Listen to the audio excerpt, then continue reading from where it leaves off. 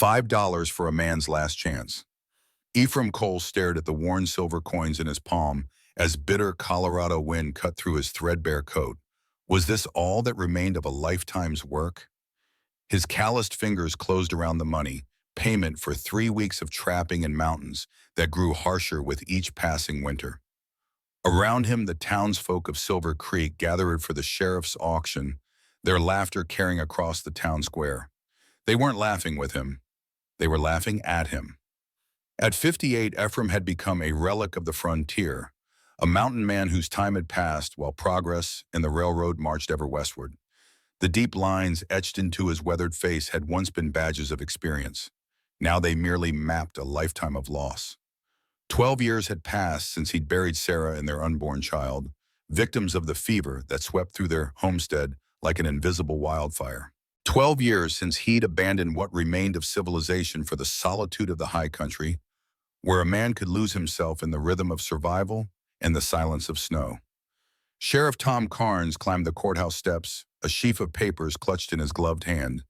His badge caught the weak winter sun as he called the crowd to order. Next up for auction, the Miller property, cabin and quarter-acre at the edge of town, South Slope. Opening bid at $5. Scattered laughter rippled through the crowd. Ephraim knew the place. Every soul in Silver Creek did. The cabin had stood abandoned since old Jim Miller passed last winter, its roof sagging like a broken promise, shutters hanging at drunken angles.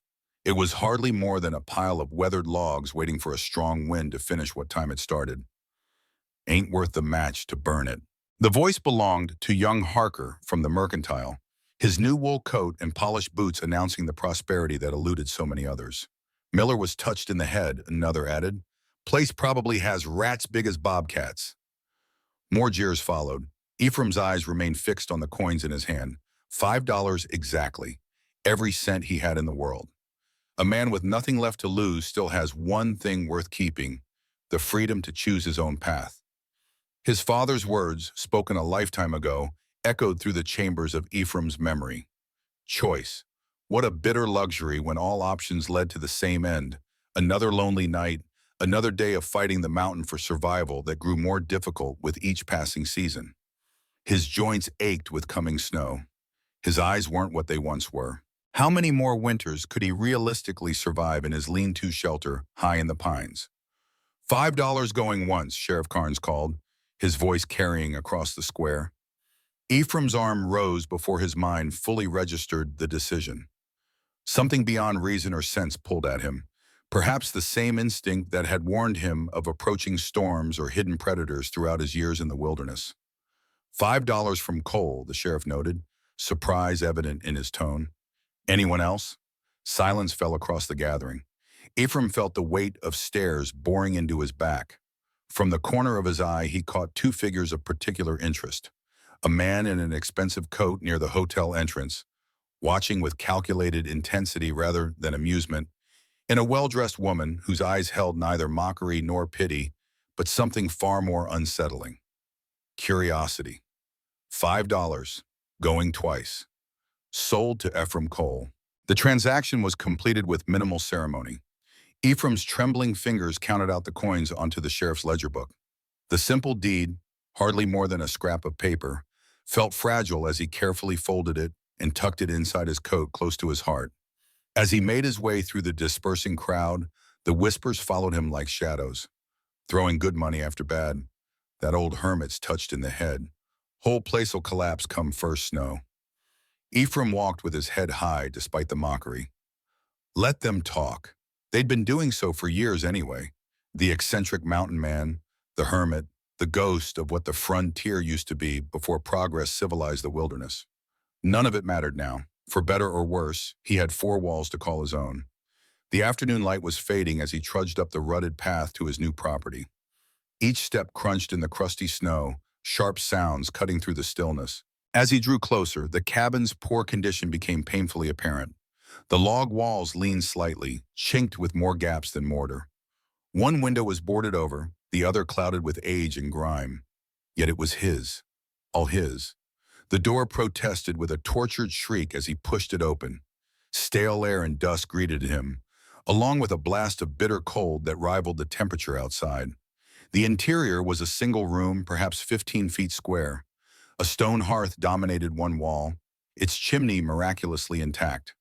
The floorboards had warped with age and moisture, rising in waves like a choppy lake. Ephraim set down his pack and took out his tinderbox. Soon he had a small fire crackling in the hearth, its light casting dancing shadows on the walls. The flames took the worst edge off the chill, though drafts still whistled through countless gaps and cracks. "Thank you, Lord," he murmured, kneeling beside the hearth. "Ain't much, but it's more than I deserve." His prayers had grown rusty with disuse over the lonely years, but tonight they came easier. As he rose, his boot caught on a warped board near the hearth. The wood shifted with a hollow sound beneath his weight. Frowning, Ephraim knelt again, examining the floor more closely. The board was loose, and when he worked his fingers under the edge, it lifted away easily. The firelight revealed a dark space beneath. Something glinted dully in the shadows. Heart suddenly pounding, Ephraim reached into the cavity. His fingers touched cold metal. A small trunk, perhaps a foot square, made of iron-bound wood. It was locked tight with a heavy padlock, green with age. He lifted it carefully, testing its weight. Not empty, but not too heavy either. The trunk's surface was covered with dust and cobwebs, speaking of long years hidden away. What secrets had old Jim Miller left behind? Ephraim set the trunk on the uneven floor, studying it in the flickering light. The lock seemed solid despite its age. The key, long lost. He thought of the townsfolk's mockery, their certainty he'd wasted his last coins on this broken-down cabin. A smile tugged at his beard as he considered what might lie within the trunk. "Well, Lord," he whispered, "seems you might have plans I don't yet understand." The wind moaned outside, rattling loose boards. Snow had started falling again, delicate flakes drifting through gaps in the roof to melt on the warped floor. Ephraim barely noticed. His attention remained fixed on the mysterious trunk, his mind alive with possibilities for the first time in years. He settled back on his heels, deciding the trunk would keep until morning. For tonight he had shelter, a fare, and hope, more than he'd had this morning. The rest would come in its own time. Rising stiffly, he laid out his bedroll near the hearth. The floor was hard beneath him, but he'd slept on worse. As he drifted off, the fire's warmth wrapped around him like a blanket, and for the first time in 12 long years, he felt something like home. Dawn crept over the mountains, painting the snow-covered peaks in shades of rose and gold.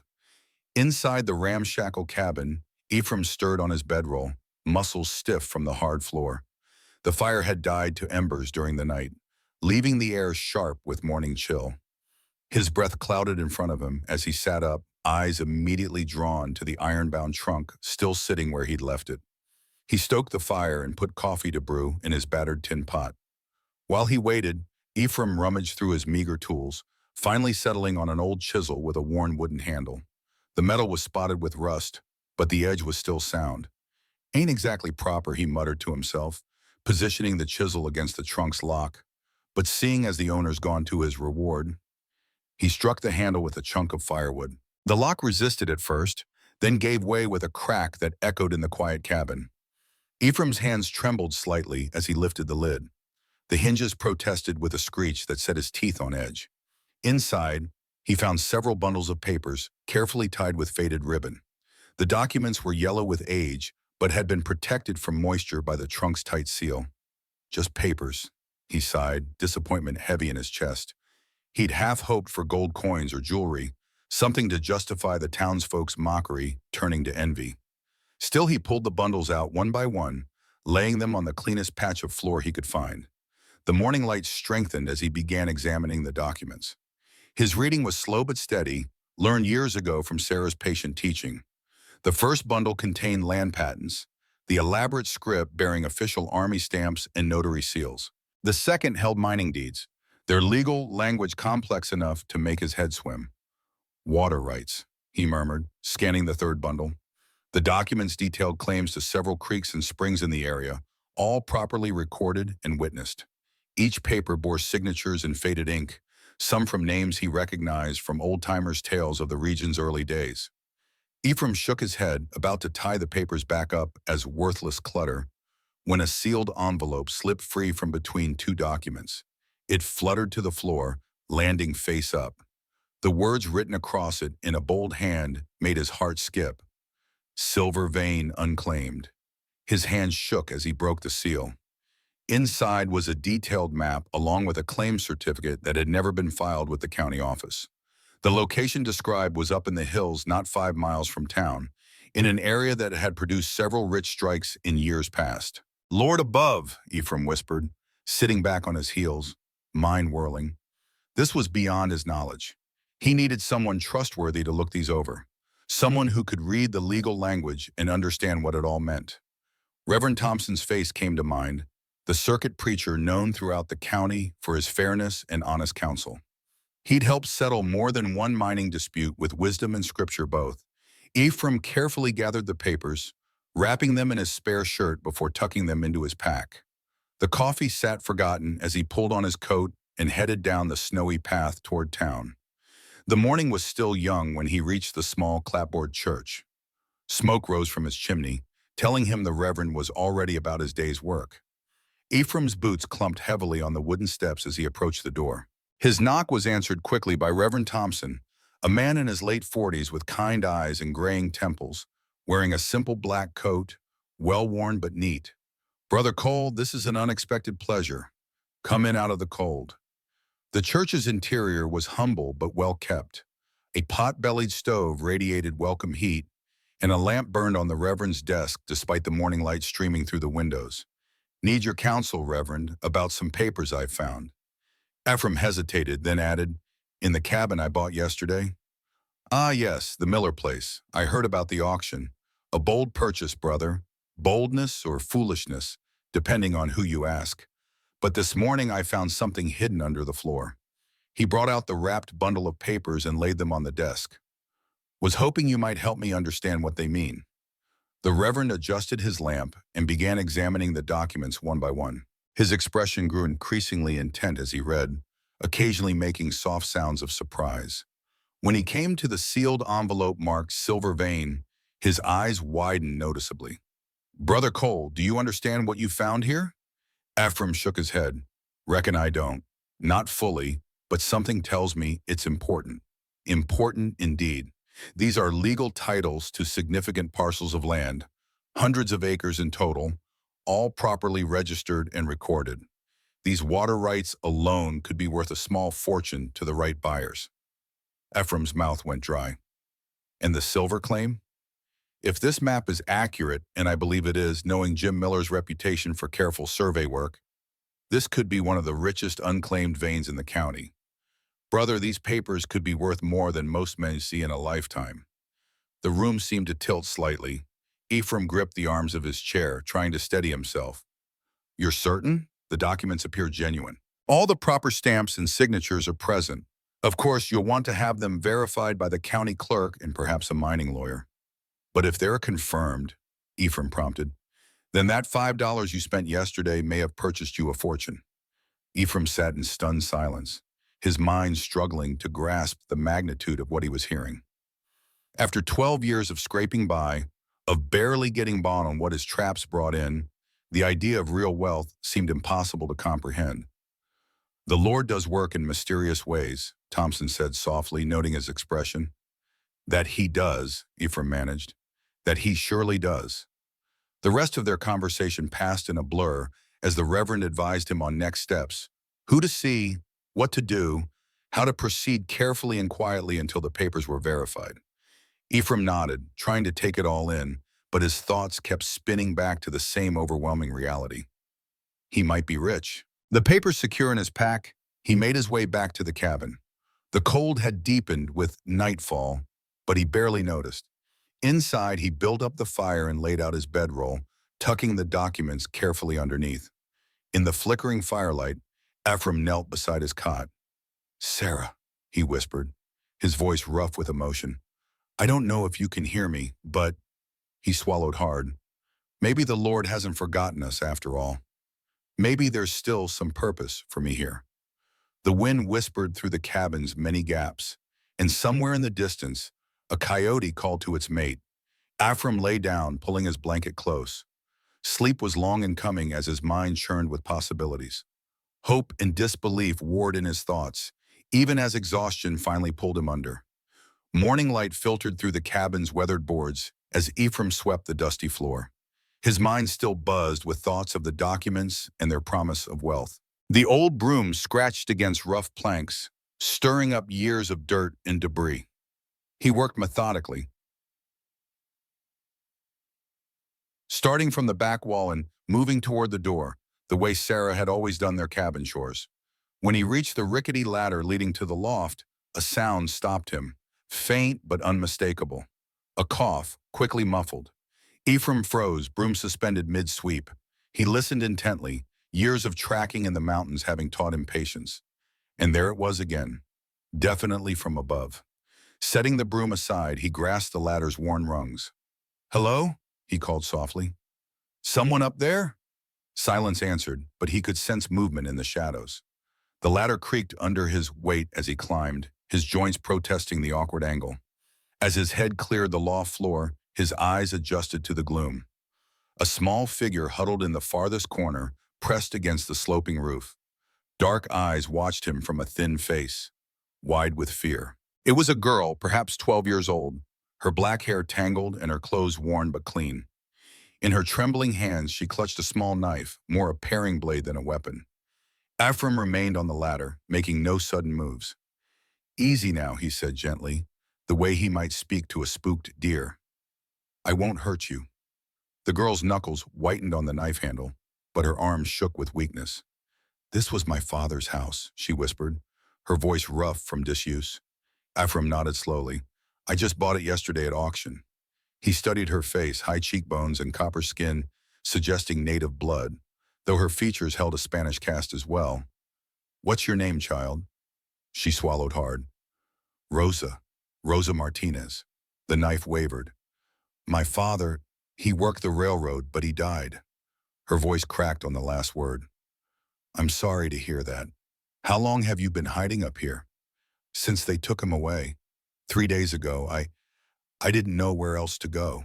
Ephraim's heart ached at the pain in her young voice. 3 days without food, alone in this cold loft. "You must be hungry," he said. "I have some dried venison and cornbread in my pack. Would you like some?" Rosa's free hand pressed against her stomach, but suspicion still clouded her eyes. "Why would you help me?" "Because it's right," Ephraim said simply, "and because no child should go hungry." He backed down the ladder slowly. "I'll get the food. You can keep the knife if it makes you feel safer, but I give you my word. You have nothing to fear from me." He retrieved his pack from beside the cold hearth, pulling out a wrapped bundle of venison and half a loaf of cornbread. These were precious supplies that needed to last, but the girl's obvious hunger overrode any hesitation. He climbed partway up the ladder again, holding out the food. Rosa crept forward like a wary cat, snatching the offerings quickly before retreating to her corner. The knife clattered, forgotten to the floor as she tore into the bread. Tears streamed down her face as she ate, making Ephraim's throat tight with sympathy. "Slow down now," he cautioned. "Your stomach won't be used to food. Small bites." She nodded, forcing herself to eat more carefully. When she had finished half the bread and a few strips of venison, she wiped her eyes with a grimy sleeve. "Thank you, Senor. Name's Ephraim Cole. You can call me Ephraim." Rosa's expression suddenly turned serious. "Senor Cole, these papers you found, they may belong to my father's people, the Apache." Her hands twisted in her lap. "The white men, they made promises about the land, but they lied. Took what wasn't theirs to take." Ephraim felt as if a cold hand had gripped his heart. The documents that had seemed like Providence's blessing now carried a darker weight. If what she said was true, "Tell me what you know," he said quietly. Rosa spoke haltingly at first, then with growing confidence as she realized he was truly listening. She told of her father, half Mexican, half Apache, who had worked the railroad to support them after her mother died. How he had spoken of sacred lands stolen through false treaties and broken promises. Of silver in the mountains that rightfully belonged to the people who had lived there for generations. Ephraim listened, his excitement about the discovered offers turning to ash in his mouth. The girl's story rang with truth, matching whispered tales he had heard over the years about the area's troubled history. When she finished speaking, silence filled the cabin. Sunlight slanted through the walls, painting stripes across the dusty floor below. Finally, Ephraim cleared his throat. "What you say may well be true," he said carefully, "and it needs looking into. But right now, what matters is keeping you safe and warm." He gestured to the loft's rough boards. "You can't stay up here. It's too cold at night." Fear flickered across Rosa's face. You, you won't send me away?" "No," Ephraim said firmly. "You can stay here as long as you need to. We'll figure things out together." The words surprised him even as he spoke them, but they felt right. He climbed down and began gathering what he had: a spare blanket, his bedroll, some clean hay from outside. The blanket was worn thin in spots, but his fingers remembered Sarah's lessons in mending. He spent the afternoon patching it with thread from his possessions, while Rosa watched from the loft like a cautious bird. As evening approached, he built up the fire and spread the mended blanket beside the hearth. "Come down," he called softly. "It's warmer here." Rosa descended the ladder slowly, her movements stiff from days of hiding. She stood uncertainly by the fire, its light catching the tracks of tears on her cheeks. "Sleep," Ephraim said, gesturing to the blanket. "You're safe here." She sank down onto the makeshift bed, pulling the blanket around her shoulders. Her eyes remained fixed on him, still holding a shadow of fear, but exhaustion was stronger. Within minutes, her breathing deepened into sleep. Ephraim settled onto his own bedroll on the opposite side of the hearth. The fire's warmth filled the cabin, and somewhere in the night, an owl called. He studied the sleeping child's face, marked by grief yet peaceful in rest. His life had changed completely in 2 days. First the cabin and its hidden treasure, now this lost girl with her troubling tale. Providence worked in mysterious ways indeed. Whatever claim the papers might hold, whatever wealth they might promise, protecting this child had to come first. He wasn't alone anymore. The thought brought both comfort and worry as he watched the fire's dancing shadows. Tomorrow would bring its own challenges, but for now, they were both safe and warm. It would have to be enough. The night deepened, and Ephraim kept watch, listening to Rosa's quiet breathing mixed with the crackle of burning wood. Outside, a coyote's lonely call echoed through the darkness. But inside the cabin, two lost souls had found a moment of peace. News traveled fast in small towns, carried on whispers and nods between neighbors. By noon the next day, the saloon buzzed with talk of Ephraim Cole and his $5 cabin. Brass spittoons clinked, and tobacco smoke hung thick near the pressed tin ceiling as men gathered to share what they'd heard. "Documents worth a fortune, they say," muttered one ranch hand, tilting back his hat. "That old mountain man," another scoffed, "wouldn't know real value if it bit him." Near the polished mahogany bar, a well-dressed stranger listened with keen interest. Silas Harlan's tailored coat and silver watch chain marked him as someone with means. His shrewd eyes took in every detail as he ordered another round for the growing crowd. "Gentlemen," Harlan said, his voice smooth as aged whiskey, "allow me to keep the drinks flowing." He placed a heavy coin purse on the bar. "As an agent of the railroad, I find myself fascinated by our local tales." The men crowded closer, drawn by free liquor and the promise of insider knowledge. Harlan filled their glasses with practiced grace, his smile never reaching his eyes. "This Cole fellow," he continued, "living up in that wreck of a cabin. What do we really know about him?" He paused for effect. "Seems to me only a senile fool would cling to worthless scraps of paper, thinking they'll make him rich." Laughter rippled through the crowd, Harlan's words soaked in whiskey spreading through town like wildfire. The next morning dawned clear and cold. Ephraim was splitting wood behind the cabin when hoofbeats approached. A magnificent bay stallion picked its way up the rutted path, brass fittings gleaming on its bridle. Silas Harlan sat tall in the saddle, every inch the successful businessman. "Mr. Cole," Harlan called out, touching the brim of his black hat. "Might I have a word?" Ephraim leaned on his axe handle, studying the stranger. "Reckon you're having one now." Harlan dismounted with fluid grace, his polished boots somehow avoiding the mud. "I represent the Western Pacific Railroad Company." He produced a leather folio. "I understand you've come into possession of certain documents." "News travels fast," Ephraim said quietly. "Small towns," Harlan's smile was practiced. "I'll be direct, Mr. Cole. Whatever papers you found, they're likely worthless. but the railroad is prepared to be generous. He withdrew an envelope. $500 for the cabin and all contents. More money than you'd see in 5 years of honest work. Ephraim's weathered face remained impassive. Not interested. Harlan's smile tightened. Mr. Cole, be reasonable. You're an aging man alone up here. What future do you imagine these papers will bring you? His voice hardened, especially harboring that half-breed girl. Ephraim's grip tightened on the axe handle. Choose your next words carefully, mister. I'm trying to help you, Harlan said, though his eyes were cold. Side with that Apache brat, and you'll earn nothing but scorn from decent folks. The railroad is progress, Mr. Cole. Best not to stand in its way. I reckon you'd best mount up and ride out, Ephraim said quietly, while you still can. Harlan's facade cracked, showing a flash of ugly anger. He swung into his saddle, gathering the reins. You're making a mistake, old man. A serious mistake. He wheeled his horse around. Consider my offer carefully. It won't last long. Ephraim watched until horse and rider disappeared down the trail. Only then did his shoulders sag, the weight of the threat settling over him like a heavy blanket. From the cabin doorway, Rosa stepped out, her dark eyes worried. He knows about me, she said softly. Ephraim nodded, his jaw tight. Seems word travels mighty fast in these parts. Rosa looked down the empty trail, her young face solemn beyond her years. My father said men like that don't stop until they get what they want. Then we'd best be prepared, Ephraim replied, running his thumb along the axe's edge. Somehow the we felt natural, though they'd barely known each other a day. That afternoon, Ephraim made his way to town, seeking out Reverend Thompson's small church. The white clapboard building sat quiet in the waning light, its windows glowing with lamplight. Inside, the Reverend sat at his desk, reading his worn Bible. Ephraim, Thompson said warmly, rising to greet him. What brings you out so late? Ephraim settled into a hard wooden chair, his joints creaking. Had a visitor today, railroad man named Heartland. The Reverend's expression grew serious. Silas Heartland has a reputation, not a good one. Offered to buy the cabin and the papers.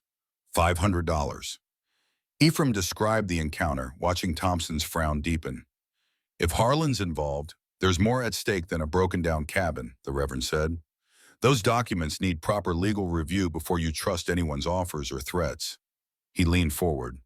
The circuit judge arrives next week. Wait for his counsel. Ephraim nodded slowly. The girl, Rosa, she says the land rightfully belongs to her father's people, the Apache. All the more reason to proceed carefully, Thompson said. Truth and justice matter more than quick profit. He squeezed Ephraim's shoulder. You're doing right by that child, Ephraim. Don't let Harlan shake your resolve. The sun had nearly set when Ephraim started the walk home. The spring evening was cool, with the last snowmelt creating muddy patches along the path.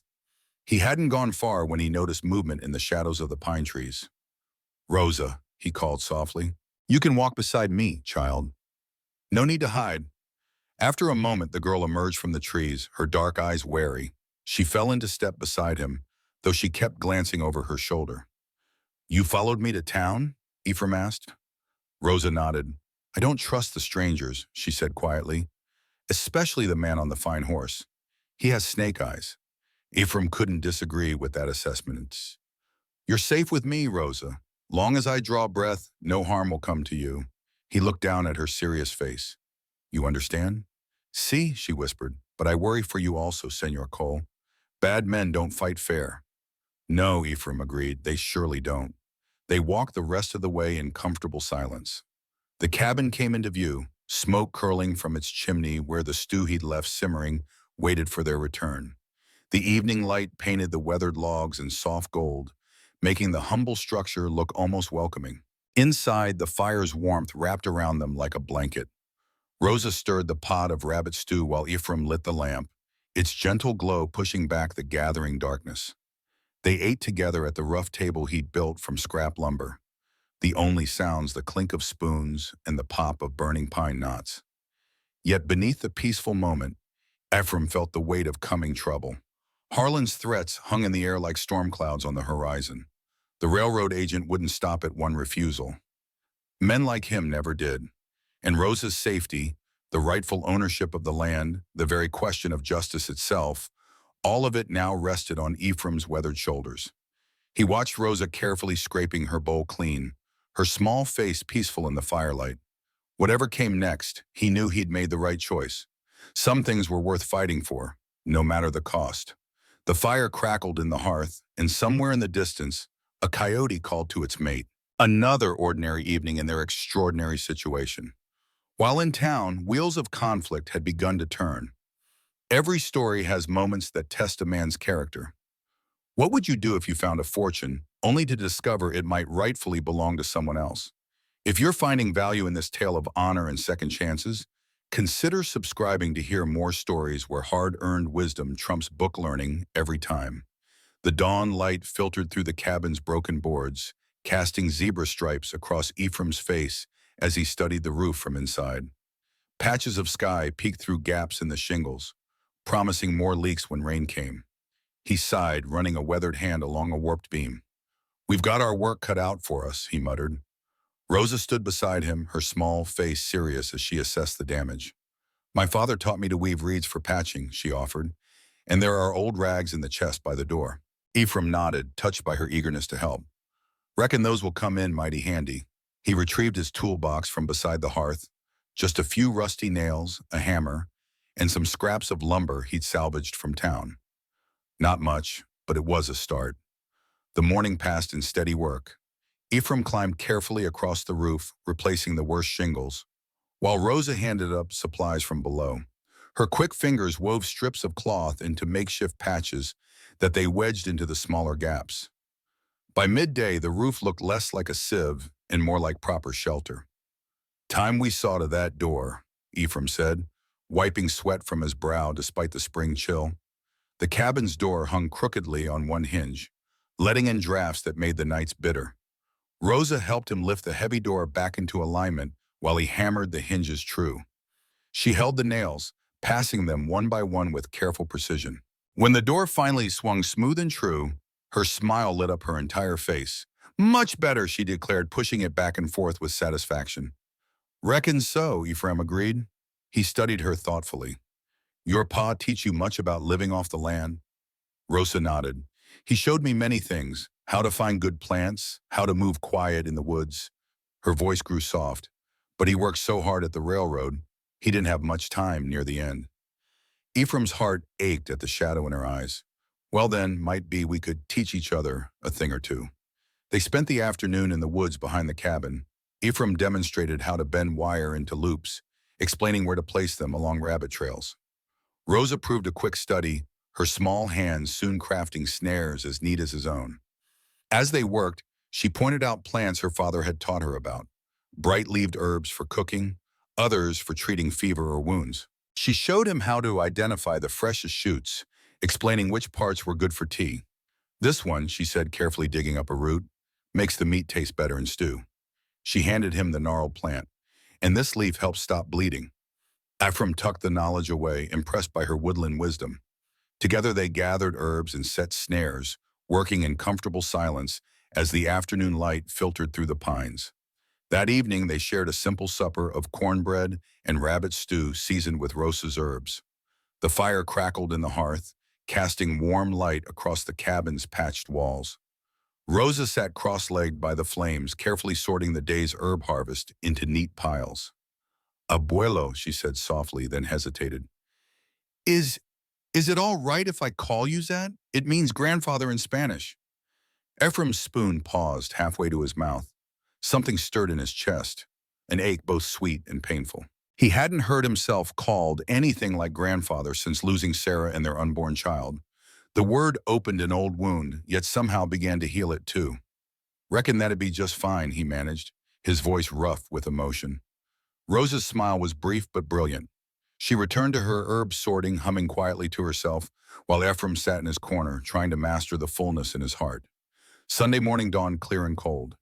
Ephraim helped Rosa smooth her worn dress and comb her long dark hair before they walked to town for church services. The white clapboard building stood bright against the blue sky, its bell calling the faithful to worship. They climbed the steps together, Ephraim nodding politely to the townsfolk who gathered in small clusters. Some nodded back, others turned away with whispers behind their hands. Rosa pressed closer to his side, eyes downcast. Near the church door stood Catherine Whitfield, The well-dressed woman Ephraim had noticed at the auction. Her gentle face brightened as they approached. "Good morning, Mr. Cole," she said warmly. "And who might this young lady be?" "This here's Rosa," Ephraim replied. "She's staying with me for a spell." Catherine knelt slightly to meet Rosa's eyes. "It's wonderful to meet you, Rosa. I teach at the schoolhouse just down the street." Rosa offered a shy smile. "Buenos dias, señorita." "Oh, you speak Spanish. How lovely." Catherine's eyes sparkled with genuine interest. "You know, we've been studying geography in class. I'd love to hear about your experiences of different places and cultures." More townsfolk filed past them into the church, some casting disapproving glances at the conversation. Catherine seemed not to notice, her attention focused entirely on Rosa.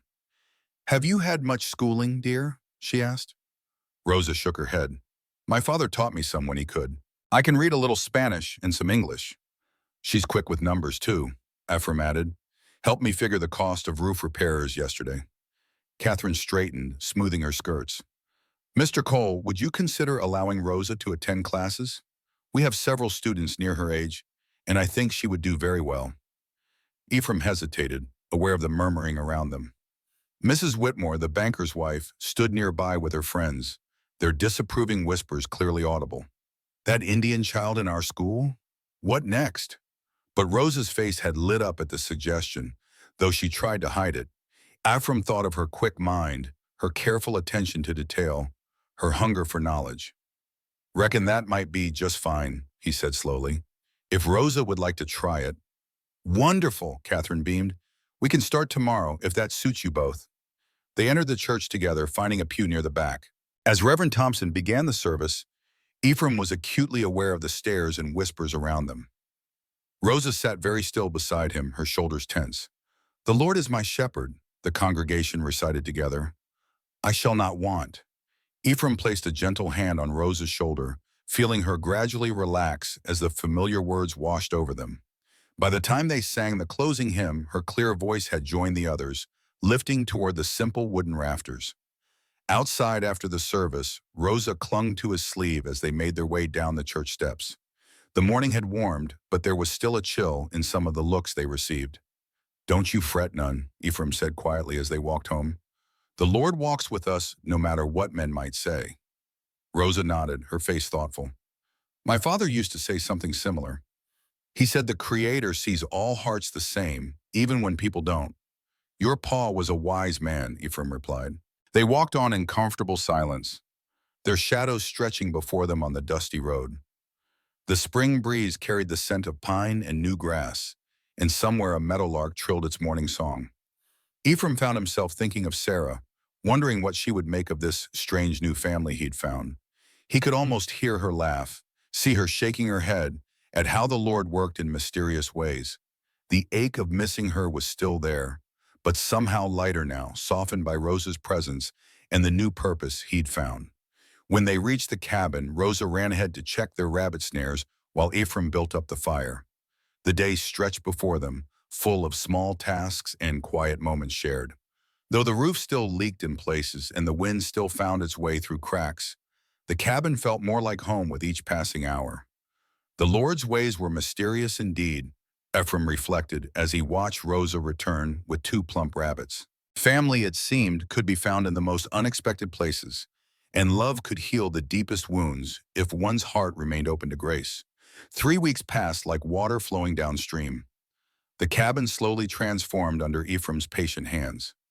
New boards replaced the rotting ones, and fresh mud chinked the gaps between logs. Rosa had planted herbs in a small garden near the door, marking each row with careful stone borders. One crisp morning, while Ephraim shaped a new window frame, Reverend Thompson rode up on his dappled mare. The preacher's face held an urgency that made Ephraim set down his tools. "News from town," Thompson said, dismounting. "Telegraph came through this morning. Circuit Judge Harrison will arrive next Tuesday." Ephraim wiped sawdust from his hands. "Reckon that's our chance then?" "Indeed," the Reverend nodded gravely. "This might be your best opportunity to have those deeds properly recognized. Judge Harrison is known to be fair-minded, even in delicate matters." Rosa appeared in the doorway, her dark eyes watchful.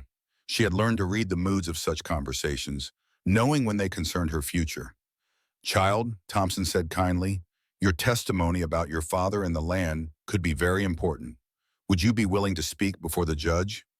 Rosa's fingers twisted in her apron, but she lifted her chin. Yes, Reverend, I will tell what I know. Miss Whitfield has offered to help prepare you, Thompson added. She's handled legal matters before back east. That evening, after the Reverend rode away, Ephraim lit extra candles. He spread the precious documents across their small table, studying each one with new intensity. Rosa sat beside him, helping to sort the papers into careful piles. This here's the original land grant, Ephraim said, touching a yellowed page. And these are the mining claims your pa's people filed. I remember him talking about the silver, Rosa said softly. He said it belonged to all the people, not just those with money. Ephraim nodded, thinking how her father's words still rang true. Each night that week, they worked late by candlelight. Ephraim practiced explaining each document clearly, while Rosa wrote down her memories in a small notebook Miss Whitfield had given her. Every afternoon, Rosa walked to the schoolhouse where Catherine helped her prepare her testimony. The school teacher's gentle patience drew out details Rosa had almost forgotten.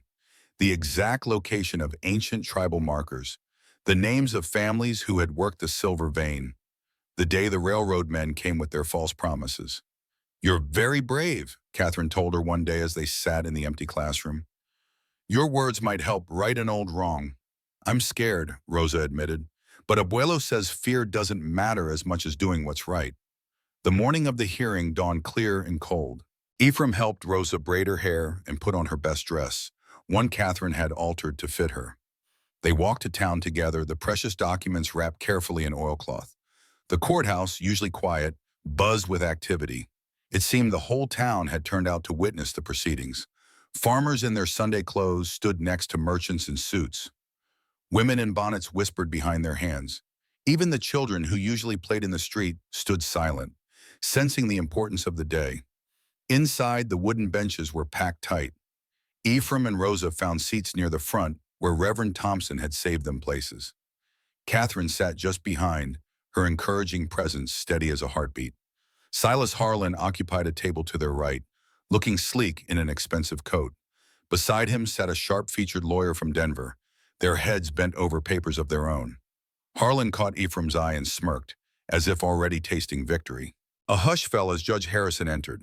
He was a tall man with iron-gray hair and deep-set eyes that seemed to look straight through pretense. The bailiff called the court to order, his voice echoing in the sudden silence. Matter of disputed land claims and mineral rights, the judge announced, shuffling through papers. Mr. Cole, you may present your case. Ephraim rose slowly, conscious of every eye upon him. His hands shook slightly as he unwrapped the documents, but his voice stayed steady as he began to explain how he had found them. Your Honor, these papers show clear title to both land and mining rights, he said, laying out each document carefully. They bear proper Army notary stamps and signatures from territorial officials. The judge leaned forward, examining the faded papers through his spectacles. And how did these documents come into your possession? Found them hidden in the cabin I bought at auction, sir. But after learning their history, Ephraim glanced at Rosa. Well, seems to me they might represent something bigger than just my claim. Judge Harrison's eyebrows rose slightly. Explain, Your Honor, Ephraim continued. These papers tell the story of promises made and broken. They show how the original settlers, both native and Mexican families, worked that silver mine together, sharing the wealth fair and square.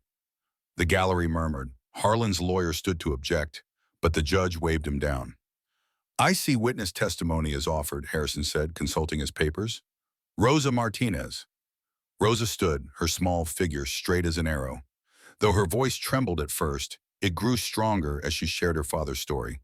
She spoke of the sacred places in the hills, of the agreements between tribes and settlers, of the day her father died working for the railroad's broken promises.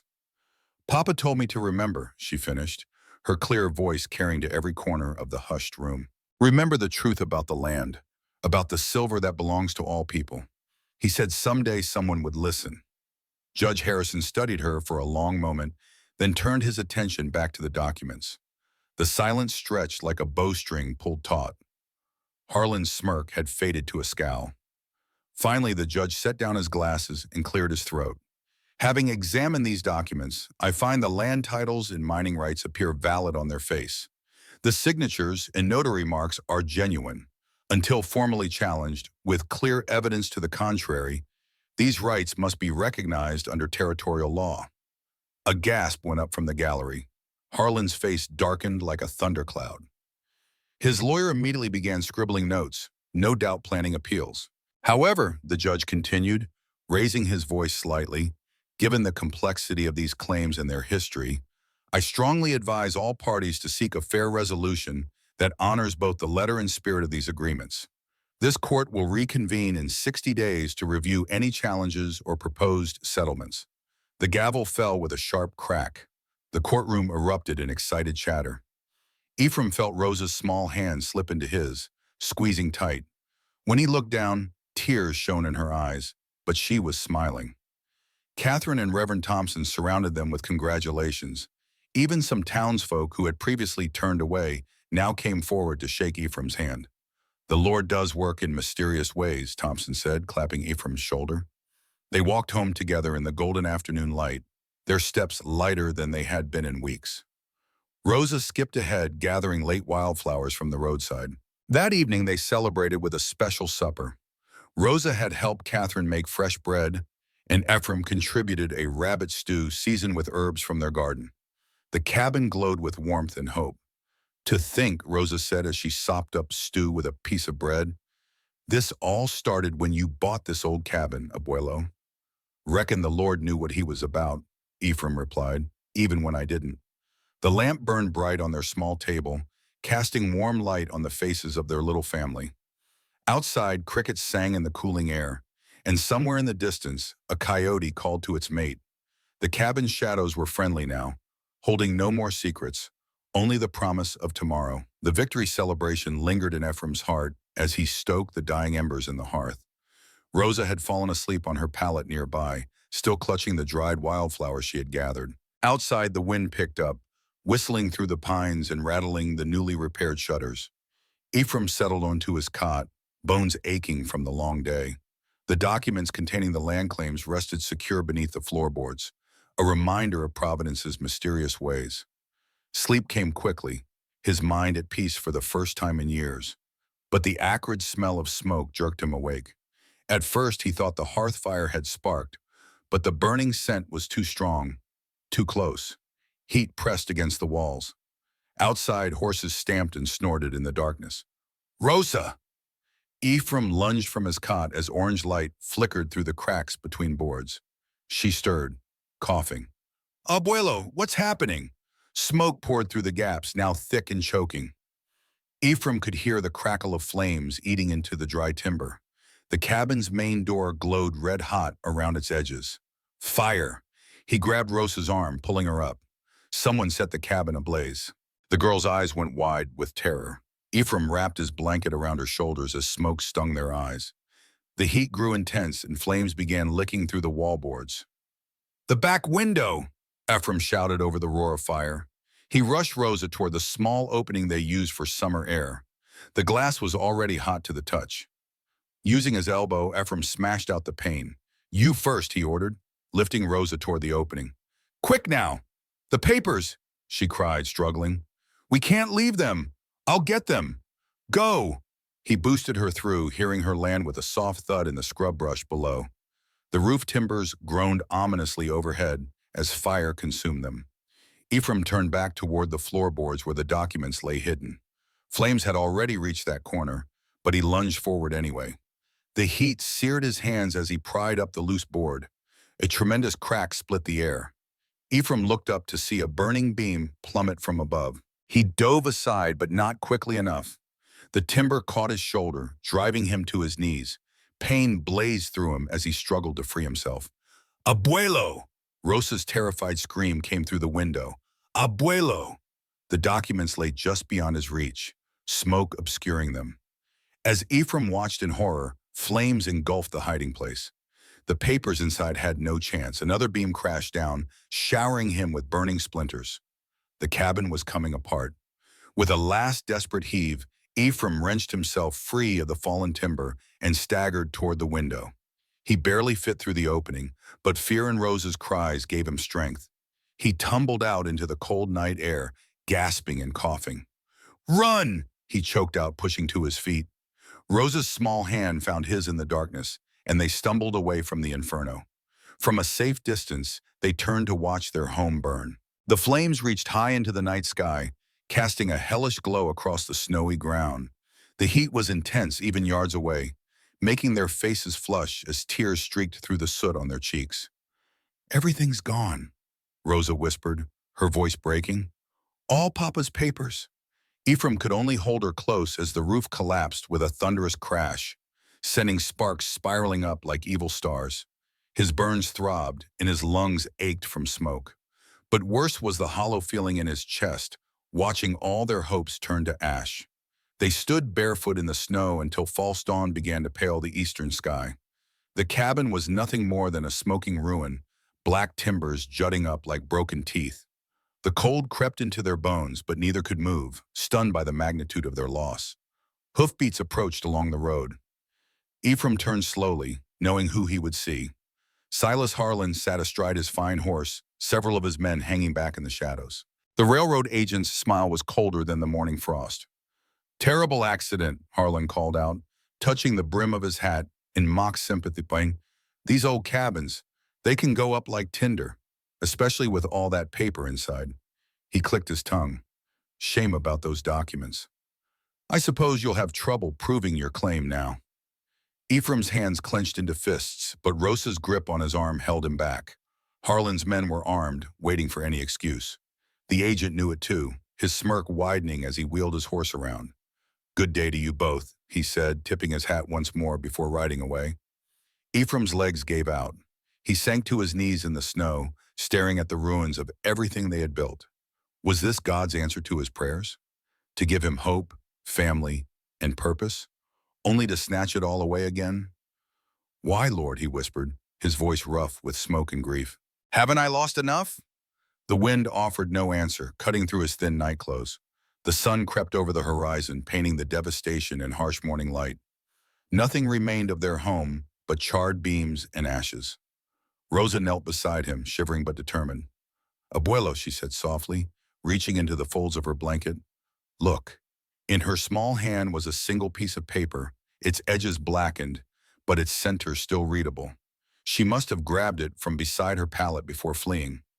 "I saved one," she said. "It's the letter about the silver vein. Papa always said one truth was stronger than 1,000 lies." Ephraim took the charred document with trembling fingers. Through his tears, he could make out the faded writing, the official stamps. One piece of proof had survived the flames.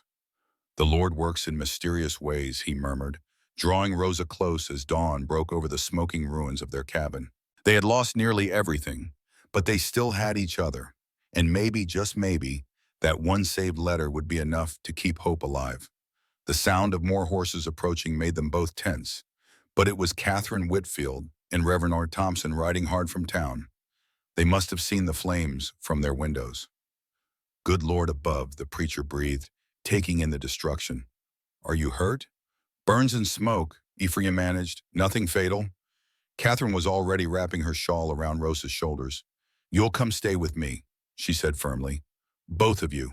We'll sort this out together." "The deeds," Thompson said quietly, looking at the ruins. "Were you able to save them?" Wordlessly, Rosa held out the single scorched letter. The preacher examined it, his face grave. "It may not be much," he said finally, "but it's evidence of their crime. No accident burns this hot and fast. We'll take this to the judge along with your testimony of what happened here."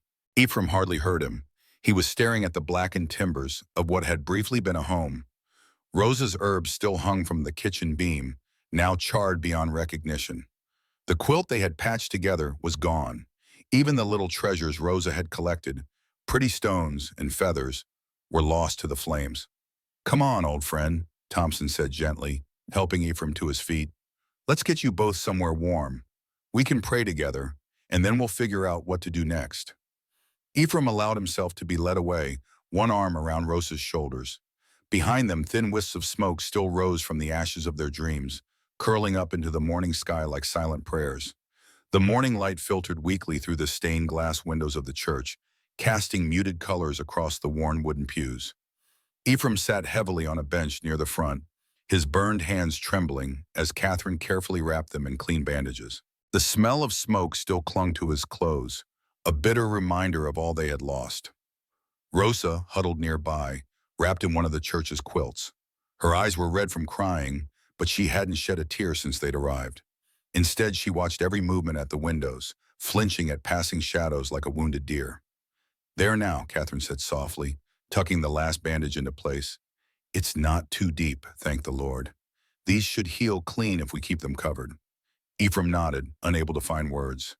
The pain of his burns was nothing compared to the ache in his chest. He'd promised to protect Rosa, to give her a home, and now they were reduced to accepting charity in the church. Reverend Thompson entered through the side door carrying a steaming pot. "Sister Martha sent over her chicken soup," he announced, setting it on a small table. "Said it was the least she could do." The aroma filled the church, reminding Ephraim how long it had been since they'd eaten, but his throat felt too tight to swallow. "You need to eat," Catherine urged, ladling soup into bowls. "Both of you, it'll help restore your strength." Rosa accepted her bowl with murmured thanks but barely touched it. Outside, voices drifted through the windows as townsfolk passed by, their whispers carrying all too clearly in the morning quiet. All that fuss over nothing. Bet he forged those papers himself. Got what was coming, putting on airs like that. Ephraim's shoulders hunched with each barbed comment. He'd known poverty before, known hunger and cold. But this shame was different. He'd allowed himself to hope, to dream of providing for Rosa, only to have it all turn to ash.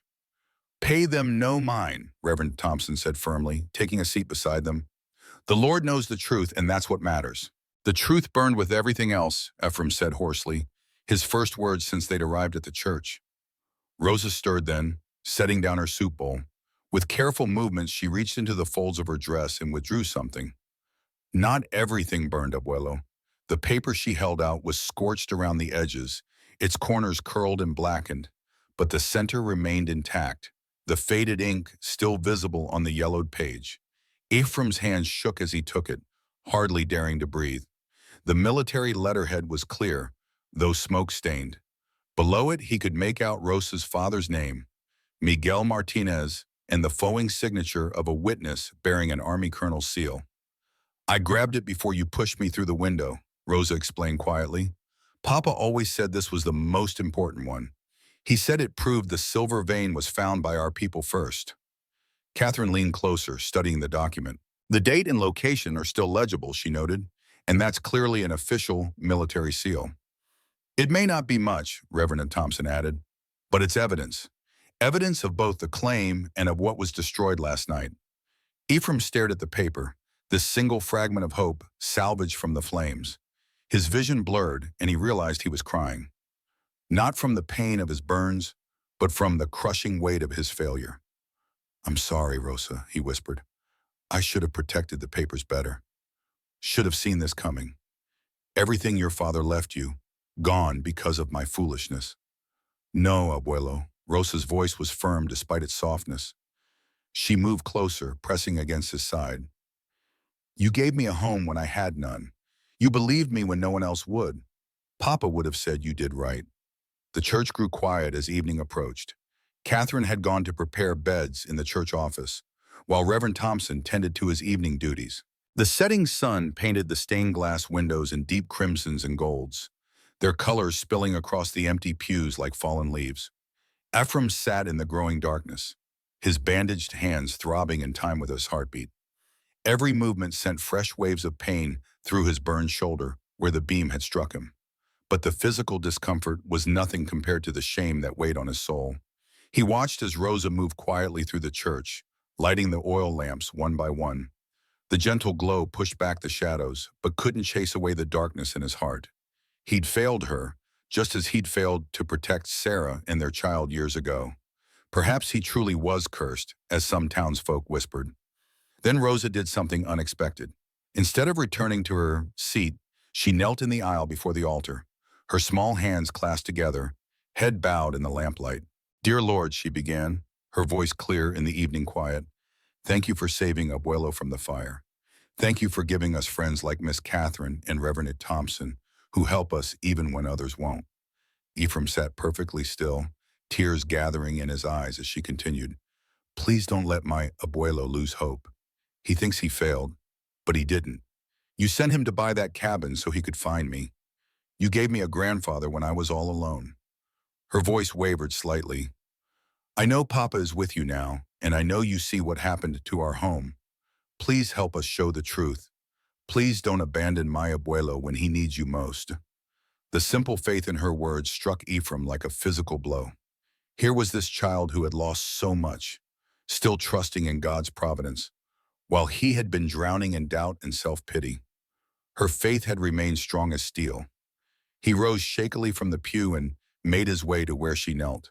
His burns protested as he lowered himself beside her, but he ignored the pain.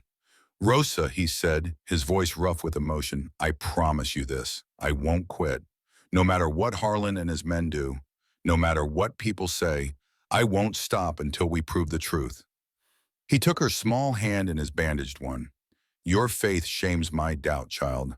The Lord didn't bring us together just to abandon us now. She leaned against him, careful of his injuries. We still have each other, abuelo, and one truth is stronger than 1,000 lies. Reverend Thompson found them there a while later, still kneeling together in the lamplight. He didn't interrupt their prayers but smiled gently as he went about his tasks. The church was peaceful in the gathering dusk, a sanctuary from the harsh whispers of the world outside. Catherine returned with fresh blankets and news that the church office had been made up with cots for them. It's not much, she apologized, but it's warm and dry. It's more than enough, Ephraim assured her, slowly getting to his feet. His body protested every movement, but his spirit felt lighter than it had since the fire. Rosa's prayer had rekindled something in him. Not just hope, but purpose. As they prepared for sleep that night, Rosa placed the saved letter carefully on a small table between their cots. In the dim light, the military seal was barely visible, but its presence was a reminder that not everything had been lost. Get some rest, Ephraim told her softly. Tomorrow we start again. Rosa nodded, pulling her blanket close. Good night, abuelo. God watches over us, even in the dark. Yes, Ephraim agreed, his voice thick with emotion. Yes, he does. He reached out to smooth her hair, ignoring the sting in his burned hands. Sleep well, little one. As Rosa's breathing evened into sleep, Ephraim remained awake, watching the moonlight creep across the office floor. His body ached fiercely, and tomorrow would bring new challenges. But Rosa's faith had awakened his own. Whatever came next, they would face it together, trusting in the Lord's providence. The night deepened around the church, stars wheeling silently overhead. Inside, two souls found rest at last, their hearts bound by love stronger than loss, their hope kept alive by a single rescued page and the unwavering faith of a child. Morning sunlight filtered through the church windows, casting long shadows across the worn floorboards. Ephraim stirred on his cot, his burns protesting every movement. The smell of coffee drifted from somewhere nearby, and he could hear quiet voices in the sanctuary. Catherine had arrived early, bringing something unexpected, a photograph in an ornate silver frame. As Ephraim approached, she handed it to him, her usual composure briefly slipping to reveal vulnerability beneath. My husband, Thomas, she said softly. Captain Thomas Whitfield, killed at Antietam. The photograph showed a handsome man in military uniform, his eyes serious but kind. Ephraim noted the resemblance to Catherine in the set of the jaw, the steadiness of the gaze. While I grieved, she continued, voice hardening, the railroad took our family land in Pennsylvania through legal manipulation. By the time I understood what had happened, it was too late.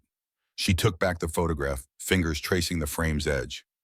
I came west not just to teach, but to ensure the same doesn't happen to others.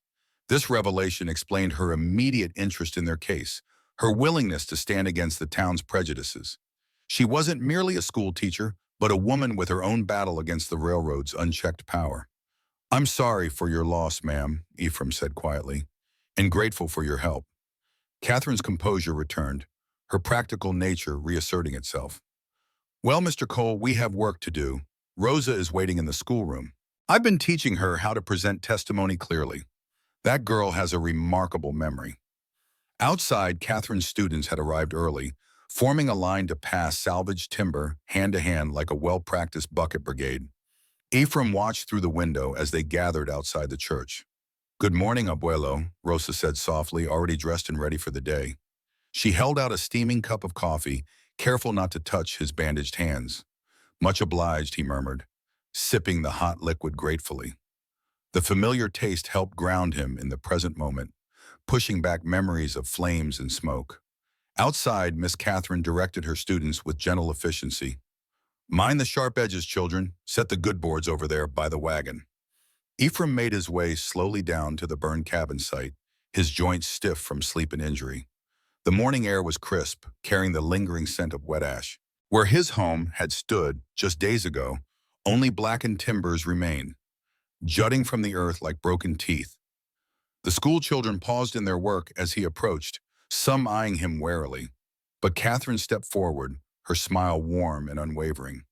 "We thought you could use some help, Mr. Cole," she said. "These young ones are stronger than they look." True to her words, the children worked tirelessly, sorting through the wreckage. Some beams were salvageable, their cores still solid despite charred surfaces.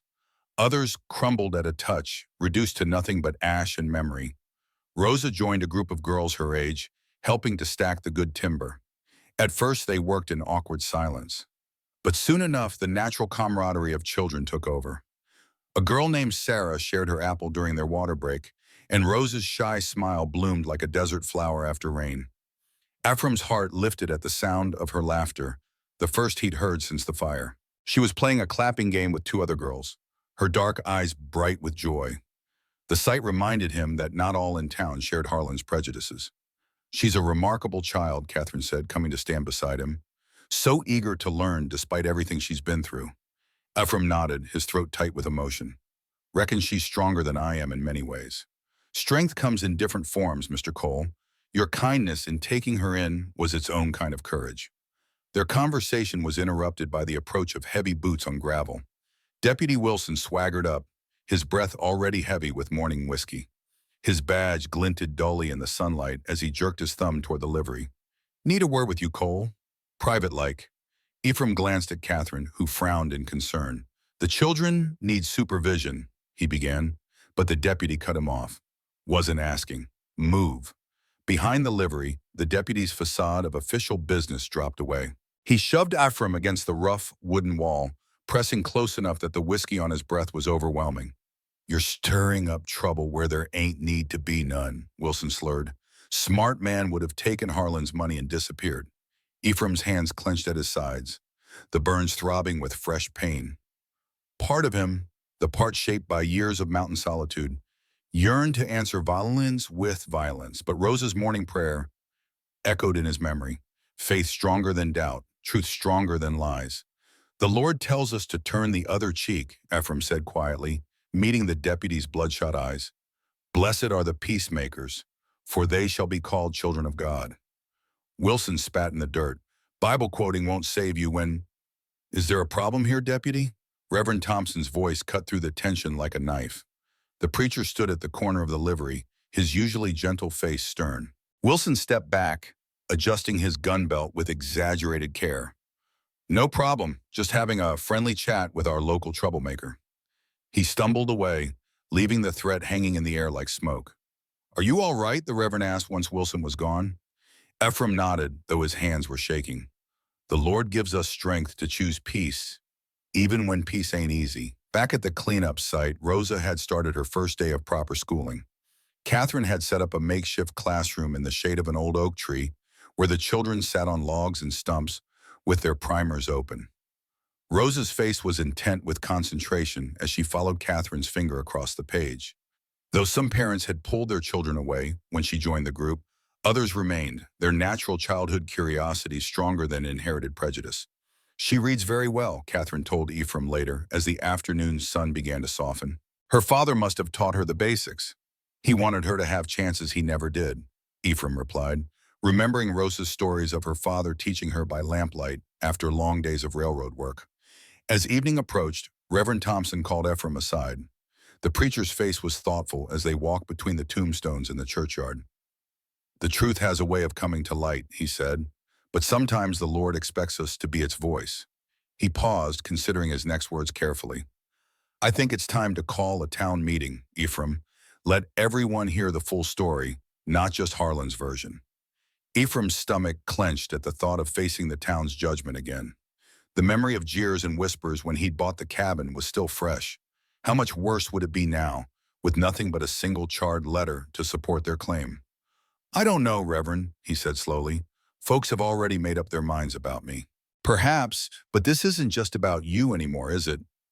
They both looked toward the oak tree, where Rosa was helping Catherine pack away the school books. The girl's face was bright with the simple joy of learning, of belonging. God calls us to stand for truth, the Reverend continued gently, even when standing feels impossible. Before Ephraim could respond, he felt a small hand slip into his. Rosa had joined them, her dark eyes serious in the fading light. Papa always said, "Courage isn't about not being afraid," she said softly. "It's about doing what's right, even when you are afraid." She squeezed his hand. God didn't save us from the fire just to hide in shadows, abuelo. Ephraim looked down at their joined hands, his large and bandaged, hers small but strong. In that moment, he saw their situation through her eyes. Not a burden of proof, but a test of faith. Not a challenge to face alone, but a calling to answer together. When? He asked the Reverend, his voice rough with emotion. Tomorrow evening, I'll ring the church bell at sunset. As they walked back to the church, the setting sun painted the mountains in shades of purple and gold. Ephraim felt the weight of tomorrow's meeting pressing on his shoulders, but Rosa's hand in his kept him steady. Her simple faith continued to humble and inspire him. They shared a quiet supper in the church office, Rosa practicing her reading from Catherine's primer, while Ephraim listened.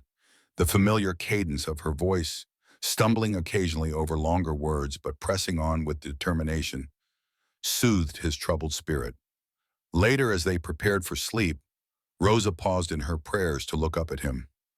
"Are you afraid about tomorrow, abuelo?" Ephraim considered lying, then decided truth was the better path. "Yes, little one, I am." She nodded solemnly. "Me too. But we're afraid together, so it's not so bad." "No," he agreed, smoothing her hair gently. "Not so bad at all."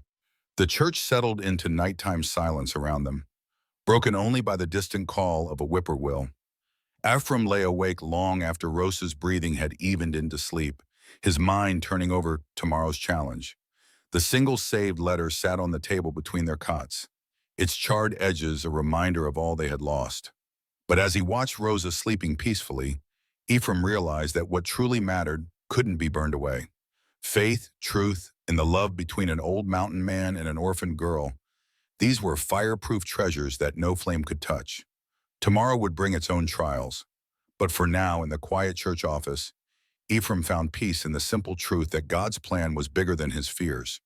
Whatever came next, they would face it together, armed with nothing but truth and trust in the Lord's guidance. The church windows glowed warmly against the deepening dusk, beckoning townsfolk from all directions. Oil lanterns hung from iron hooks along the walls, casting dancing shadows across the wooden pews.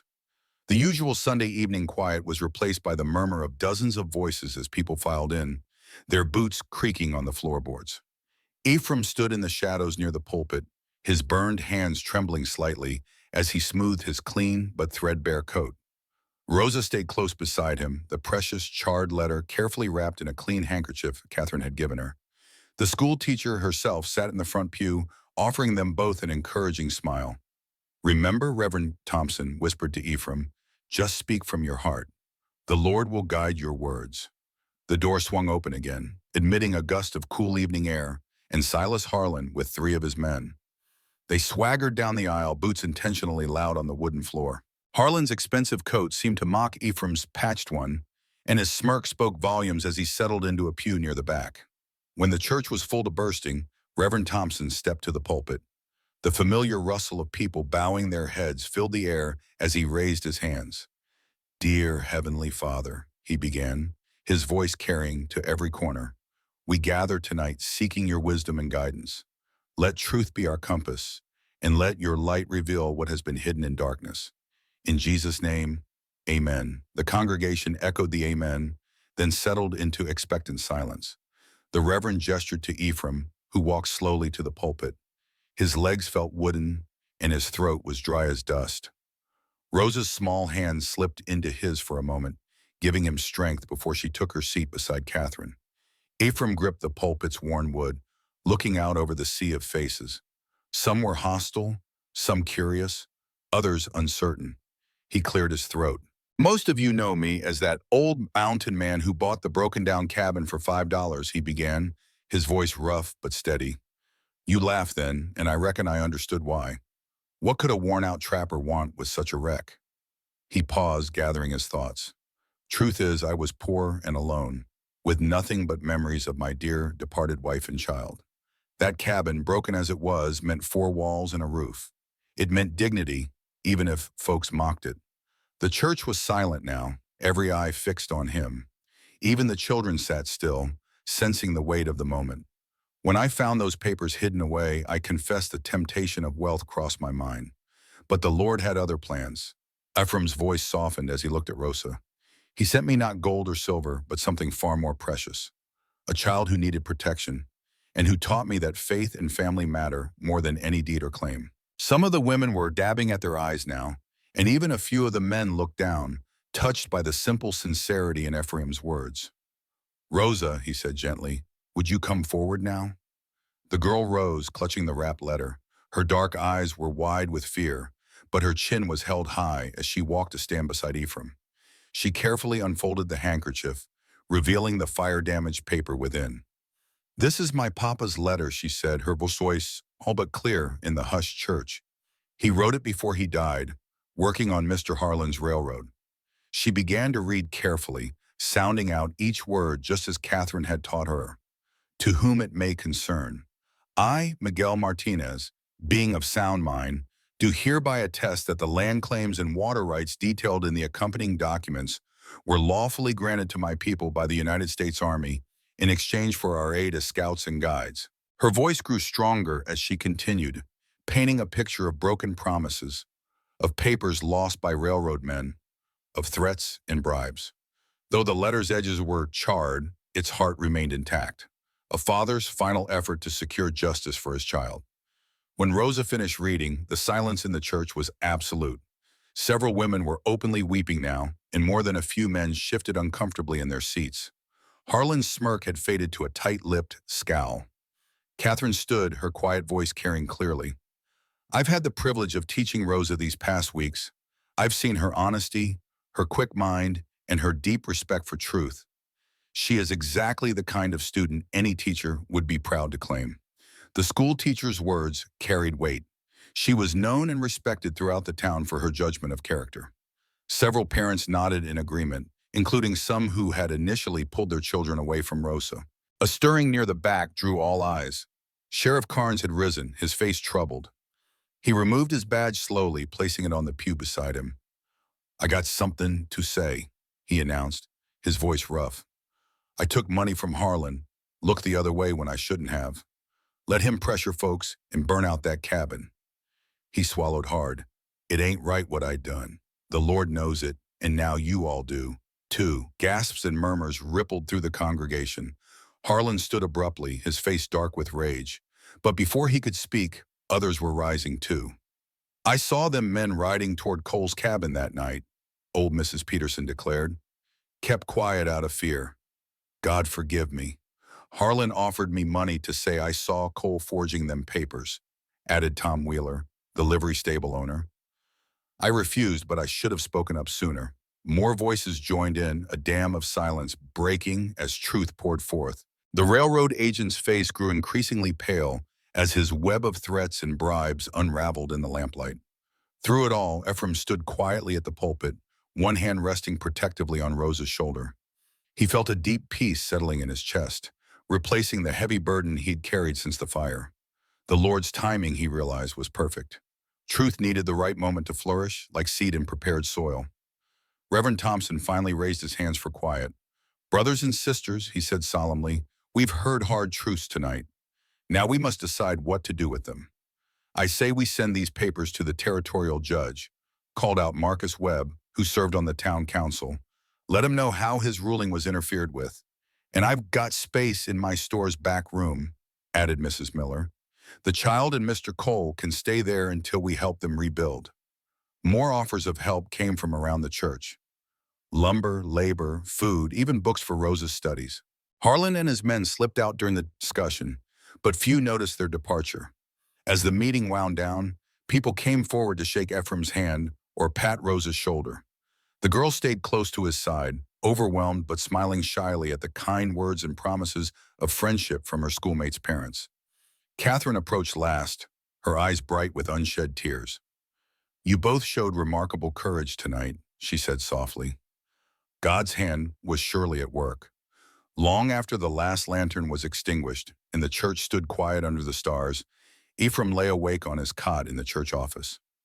Rosa's peaceful breathing came from nearby, and his heart felt fuller than it had since losing his wife and child years ago. He didn't have his cabin anymore, or even the valuable deeds he'd thought were his fortune. But he had something far more precious: a daughter to love, a community's support, and the deep peace that comes from standing firm in faith and truth. The moonlight slanted through the window, silvering Rosa's dark hair. Ephraim watched her sleep, remembering her brave voice reading her father's words. In that moment, he knew with certainty that God had not abandoned him after all. Sometimes the Lord's greatest blessings came disguised as trials, and the richest treasures weren't gold or silver, but the simple gifts of love, truth, and faith. Steel needs fire to find its strength. So does a man's character. The morning sun cast long shadows across the muddy street as Harlan burst through the courthouse doors. His fine coat was disheveled, and his usually neat hair stuck out at odd angles. The previous night's church meeting had stripped away his polished veneer, revealing the desperation beneath. "Judge Harrison," he shouted, his voice echoing off the wooden walls. "This matter must be overturned immediately." The elderly judge looked up from his papers, peering over his spectacles with sharp eyes that had seen 40 years of frontier justice. "Mr. Harlan," he said calmly, "this is highly irregular. What's irregular is letting an old mountain man and his Indian brat lay claim to valuable railroad land." Harlan's face had gone red with anger. Judge Harrison set down his pen deliberately. "I understand Sheriff Carnes made quite an interesting confession last night at the church meeting." "Lies and slander, Your Honor. That man was drunk, addled." "I have here," the judge interrupted, holding up several papers, signed statements from no fewer than 12 respected citizens regarding bribes, threats, and the burning of Mr. Cole's cabin. His voice hardened, including testimony from Tom Wheeler, whose word I've trusted for 20 years. Harlan's swagger faltered. "Your Honor, surely you understand the importance of progress." The railroad, Judge Harrison cut in, "does not stand above the law. I will hear evidence again, properly this time, without interference." He fixed Harlan with a stern gaze. "And I suggest you secure honest legal counsel, sir. You may need it." Harlan's face twisted with rage. He spun around to find Ephraim standing quietly in the doorway, Rosa half hidden behind him. "You," Harlan spat, "this is your doing. You and that Indian brat." "Her name is Rosa," Ephraim said softly, but his voice carried clearly in the sudden silence. "And she is my family now." "Family?" Harlan sneered. "She's nothing but a half-breed squatter, and you're a fool if you think—" Judge Harrison's gavel cracked like a gunshot. "One more word of that kind, Mr. Harlan, and I'll have you removed. Now I suggest you leave until the hearing." Harlan stormed out, shouldering roughly past Ephraim. Rosa pressed closer to her guardian's side, but her chin was held high. "Cole," the judge said more gently, "we'll set the hearing for next week. Will you be ready?" Ephraim nodded. "Yes, Your Honor. Much obliged." Outside the courthouse, the winter air bit sharp and clean. Rosa slipped her small hand into Ephraim's as they walked down the street. Neither spoke of Harlan's threats. They didn't need to. The smell of fresh bread and stew drew them toward the parsonage, where Catherine had gathered several women from the congregation. Mrs. Miller, the storekeeper's wife, was there along with Mrs. Peterson and others who had spoken up at the church meeting. Come in, Catherine called warmly. "We've got enough food here to feed an army." The kitchen was warm and bright, filled with the homey sounds of women working together. Rosa's eyes widened at the sight of fresh cornbread, stew, and apple pies cooling on the windowsill. "This is too much," Ephraim protested, but Mrs. Miller waved away his words. "Nonsense," she said firmly. "This is what neighbors do." She pressed a basket into his hands. "There's enough here for several days, and we'll bring more." Catherine approached with a bundle wrapped in brown paper. "Some warm things for Rosa," she said softly. "The women sewed them last night after the meeting." Rosa touched the package reverently, her dark eyes filling with tears. "Thank you," she whispered. The afternoon found them behind the parsonage where Ephraim had set up a work area. Snow was beginning to fall in lazy flakes as he showed Rosa how to check his old trap line for wear. "See here?" He pointed to a weak spot in the metal. "That needs mending before it's safe to use. Won't do to have a trap fail when you're counting on it for supper." Rosa nodded seriously, her clever fingers already working with the tools he'd shown her. "Like this, abuelo?" "Just so." He smiled, watching her work. The name still warmed his heart each time she used it. "You've got a natural touch for it." They worked companionably as the snow fell thicker, preparing for the winter hunt ahead. Rosa told him stories her father had shared about tracking in the mountains, and Ephraim added his own knowledge gained from years in the wild. Their laughter rose occasionally, startling birds from the nearby trees. As evening approached, they needed to return to town for supplies from Mrs. Miller's store. The snow had begun to stick, and their boots left clear tracks in the white powder. They were halfway back when Ephraim's spine prickled with warning. He didn't turn his head, but his senses, honed by years in the wilderness, caught the soft crunch of hooves in snow, the quiet jingle of tack. Riders keeping their distance, but definitely following. "Rosa," he said quietly, "walk a little faster, but don't run." She understood immediately, her body tensing. "How many?" "3, maybe 4. Stay close to me." His rifle was a comfortable weight on his shoulder, and his hand itched to grab it. But he remembered Reverend Thompson's words about turning the other cheek, about not letting fear rule faith. The parsonage lights glowed ahead, warm and welcoming in the gathering dusk. Ephraim and Rosa quickened their pace, their breath making white clouds in the cold air. The riders maintained their distance, neither closing nor falling back, just letting their presence be known as a threat. Ephraim's thoughts raced as they walked. He could wheel and confront them, but that might be exactly what they wanted, an excuse for violence. Better to reach safety first, to protect Rosa above all else. They were 50 yards from the parsonage when he heard the riders finally turn away, their horses' hooves fading into the snowy evening. Only then did he let out the breath he'd been holding. Rosa's hand found his, squeezing tight. "You were scared," she said. "Not a question." "Yes," he admitted. "Not for myself, but for you." She looked up at him, snowflakes catching in her dark hair. "I wasn't scared. You were with me." The simple faith in her words humbled him. They walked the rest of the way to the parsonage in comfortable silence, their joined shadows stretching long across the new-fallen snow. Inside, Catherine had kept supper warm, and Reverend Thompson sat with them while they ate. Neither Ephraim nor Rosa mentioned the riders, but something in their manner must have given it away. The preacher and school teacher exchanged worried glances. "Perhaps you should stay here tonight," Catherine suggested. "The guest room is already prepared." Ephraim started to protest, but Rosa spoke up first. "Please, abuelo, it's so cold out." He looked at her knowing expression and had to smile. She was protecting him as much as he protected her. "All right," he agreed, much obliged for the kindness. Later, as lamplight flickered against the walls and Rosa slept peacefully in the guest room, Ephraim sat with Reverend Thompson in his study. The preacher poured them both coffee, strong and black. "They'll try again," the Reverend said quietly. Ephraim nodded. "Reckon so. But I meant what I said in court. Rosa is my family now. I won't back down from that." "No," Thompson smiled. "I don't expect you will." He studied Ephraim over his coffee cup. "You know, when you first bought that broken-down cabin, I thought you were just a lonely old man looking for a quiet place to die." "Maybe I was," Ephraim admitted, "but the Lord had other plans." "He usually does," the preacher agreed, "and he rarely abandons those who stand firm in faith and truth." Outside, the snow continued to fall, covering the town in a clean white blanket that hid all tracks and traces of the day's tensions. Tomorrow would bring its own challenges, but for now, in the warm lamplight of the parsonage, there was peace. Catherine began visiting the parsonage each evening, her arms laden with books for Rosa's education. Ephraim watched the growing bond between the schoolteacher and the girl with quiet gratitude. Rosa flourished under Catherine's patient guidance, her quick mind absorbing knowledge like dry earth soaks up rain. One evening, while Rosa practiced her letters at the kitchen table, Catherine took Ephraim aside. "Mr. Cole," she said, her usual formality softening, "I've been thinking about your situation. The hearing is only days away, but Harlan grows more desperate. His men have been seen watching the parsonage." Ephraim nodded grimly. He'd felt their eyes following whenever he and Rosa ventured out.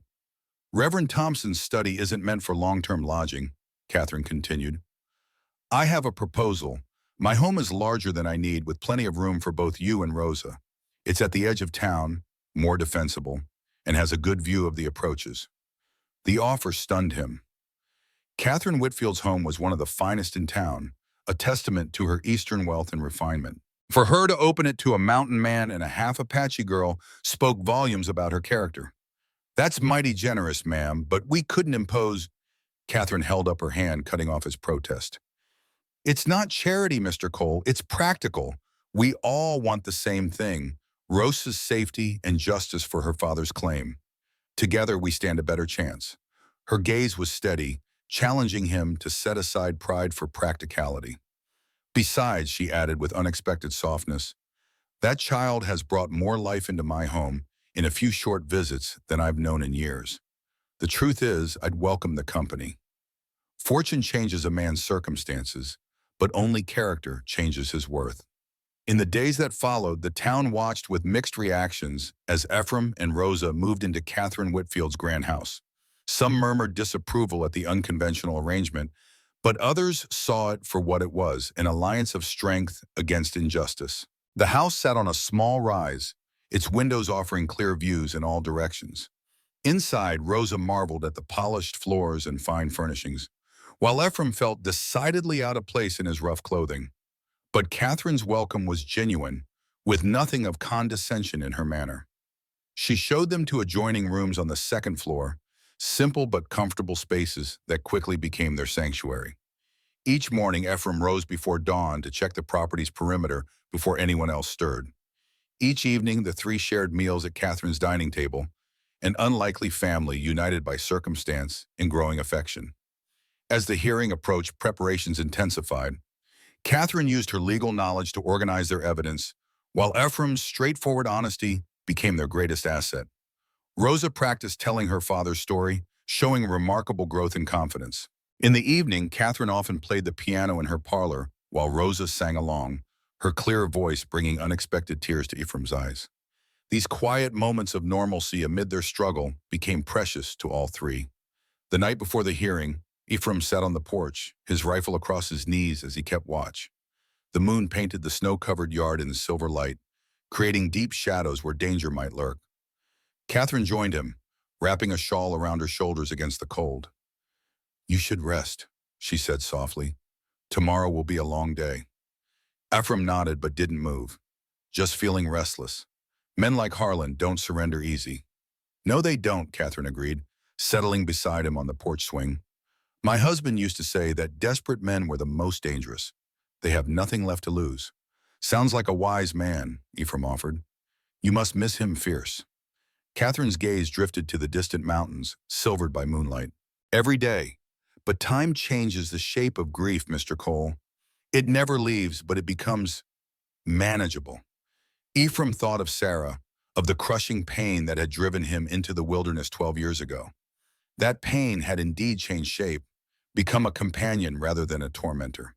And now, with Rosa and Catherine, new joy had entered his life, not replacing what was lost, but growing alongside the memories. "You've been mighty kind to us," Ephraim said after a comfortable silence. "Risking your standing in town, opening your home. Don't rightly know how to thank you." Catherine's hand found his in the darkness, a brief, warm pressure. "Some things require no thanks, Mr. Cole. They're simply right." A sound broke the night's stillness, the faint creak of a gate hinge.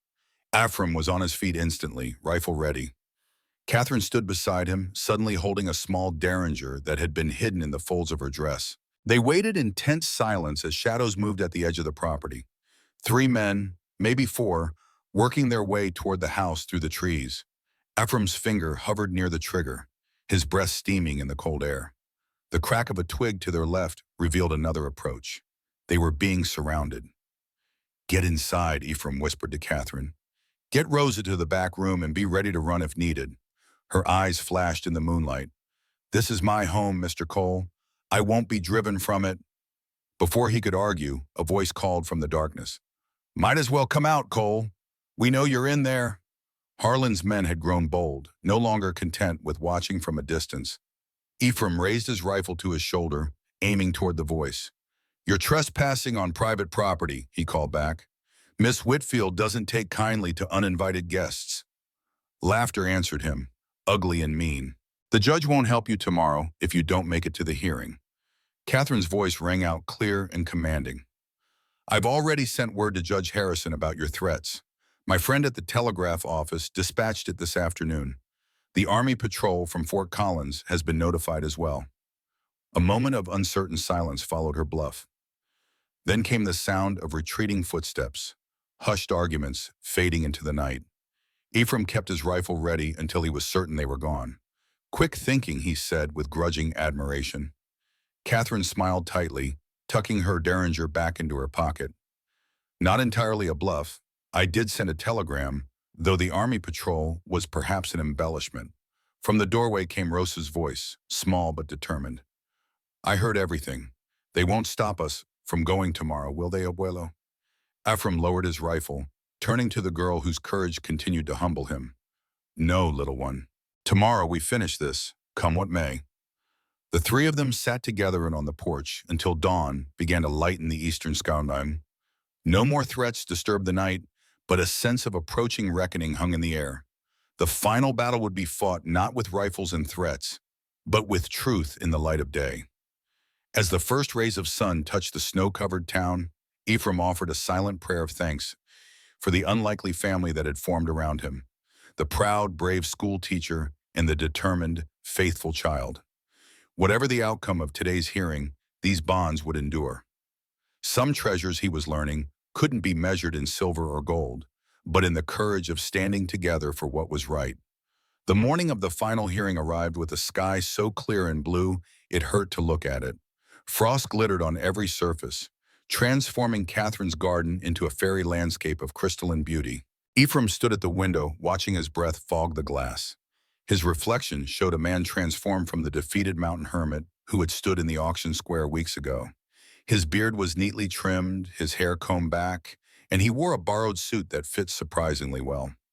Behind him, Rosa appeared in a new blue dress, her dark hair braided with a ribbon that matched Catherine's. The women had spent the previous evening preparing, their voices drifting through the house like music. Now Rosa's small face was solemn as she took his weathered hand in hers. "We are ready, abuelo?" Ephraim squeezed her fingers gently. "As ready as we'll ever be, little one." Catherine joined them in the foyer, elegant in a tailored dress of deep burgundy. She carried a leather portfolio containing their precious evidence, the single-charred letter, sworn statements from townspeople, and legal precedents she had researched. A man builds 3 things in his lifetime: his home, his reputation, and his legacy. Only one of them survives after he's gone. Catherine looked at him questioningly. "Something my father used to say," Ephraim explained. "Seems fitting today." She nodded, understanding in her eyes. "Then let's ensure Miguel Martinez's legacy finds justice." They stepped out into the brilliant morning, a strange trio to anyone watching. The wealthy school teacher, the aging mountain man, and the half-Apache child. Yet something about their determined stride suggested a family united by purpose, stronger than blood. Tom Wheeler waited at the gate with his wagon. "Thought you might appreciate a ride," he said gruffly. "Streets are mighty icy this morning." Ephraim helped Rosa and Catherine onto the bench, then climbed up beside the livery owner. "Much obliged, Tom." Wheeler glanced over, his weathered face serious.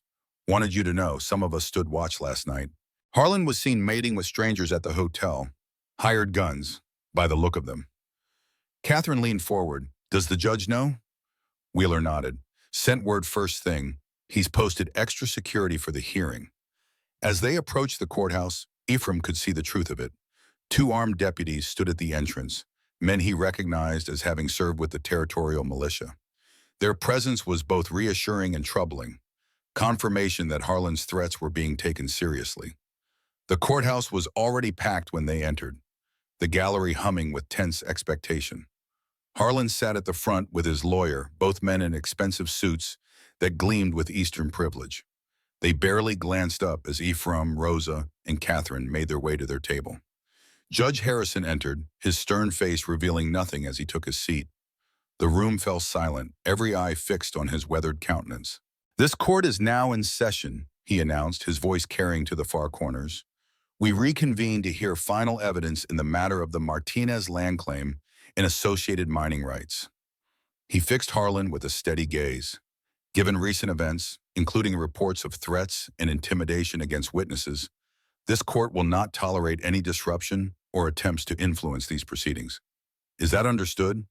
Harlan nodded stiffly, his jaw tight with barely contained anger. The judge turned to Ephraim's table. "Mr. Cole, you may present your evidence." Catherine rose, her voice clear and confident. "Your Honor, I would like to submit this document, salvaged from the fire that destroyed Mr. Cole's cabin." She approached the bench, presenting the charred letter. It bears the signature of Miguel Martinez and is witnessed by Lieutenant Colonel James Thornton of the 5th Cavalry.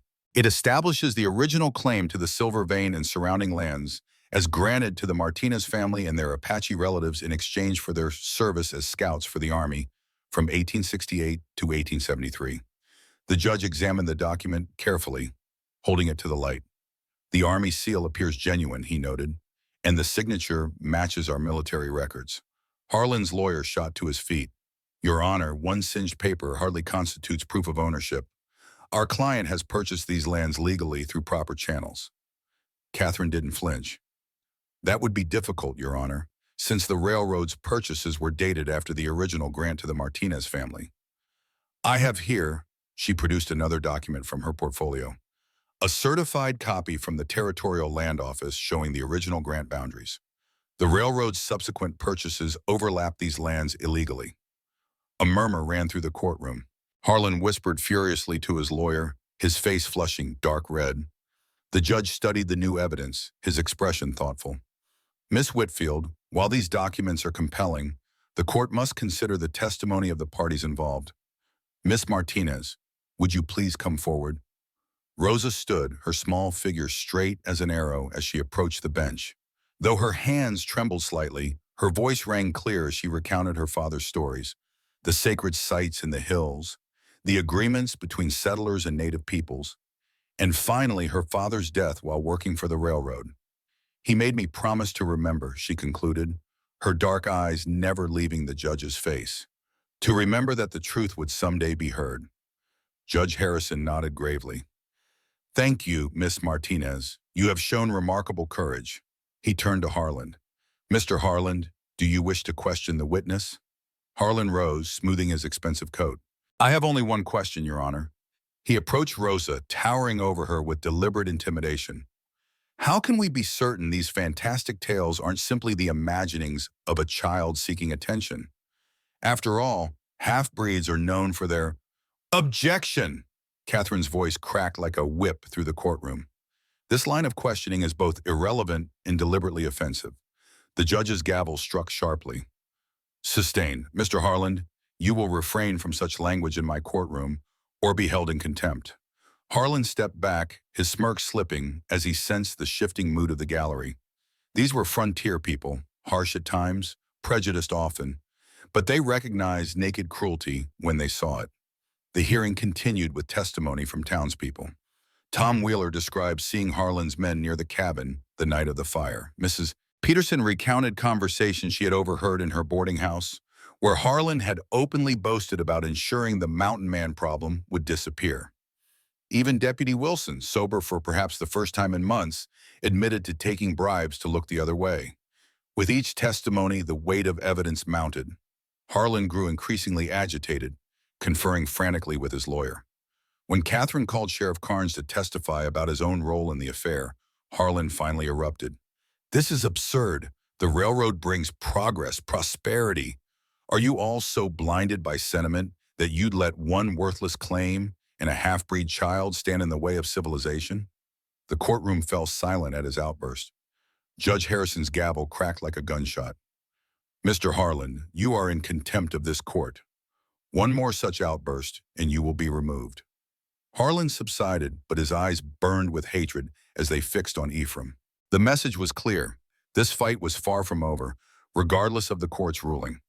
As the morning stretched into afternoon, both sides presented their final arguments. Harlan's lawyer spoke of progress, of the railroad's importance to the territory's future, of the buys and wealth it would bring.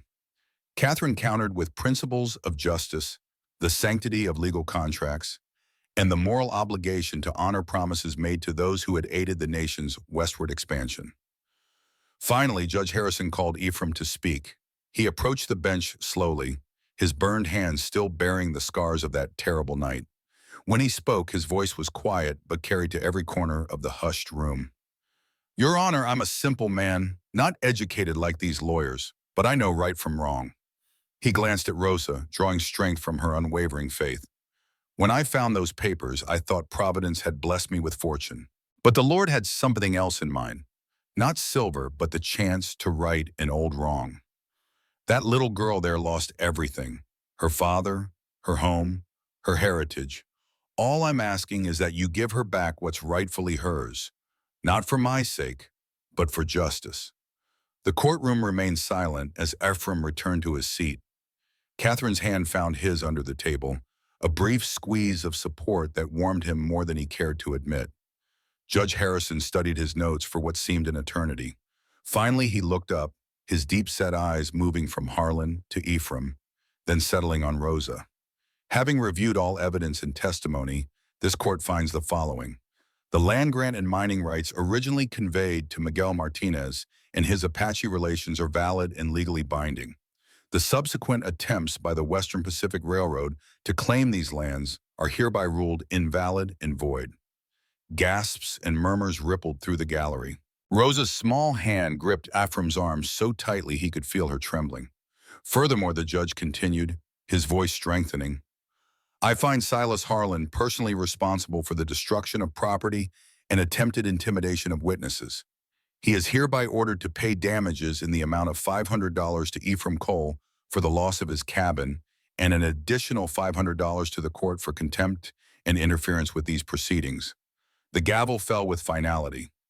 This land and its silver rights shall be held in trust for Rosa Martinez, with Ephraim Cole appointed as her legal guardian until she reaches majority.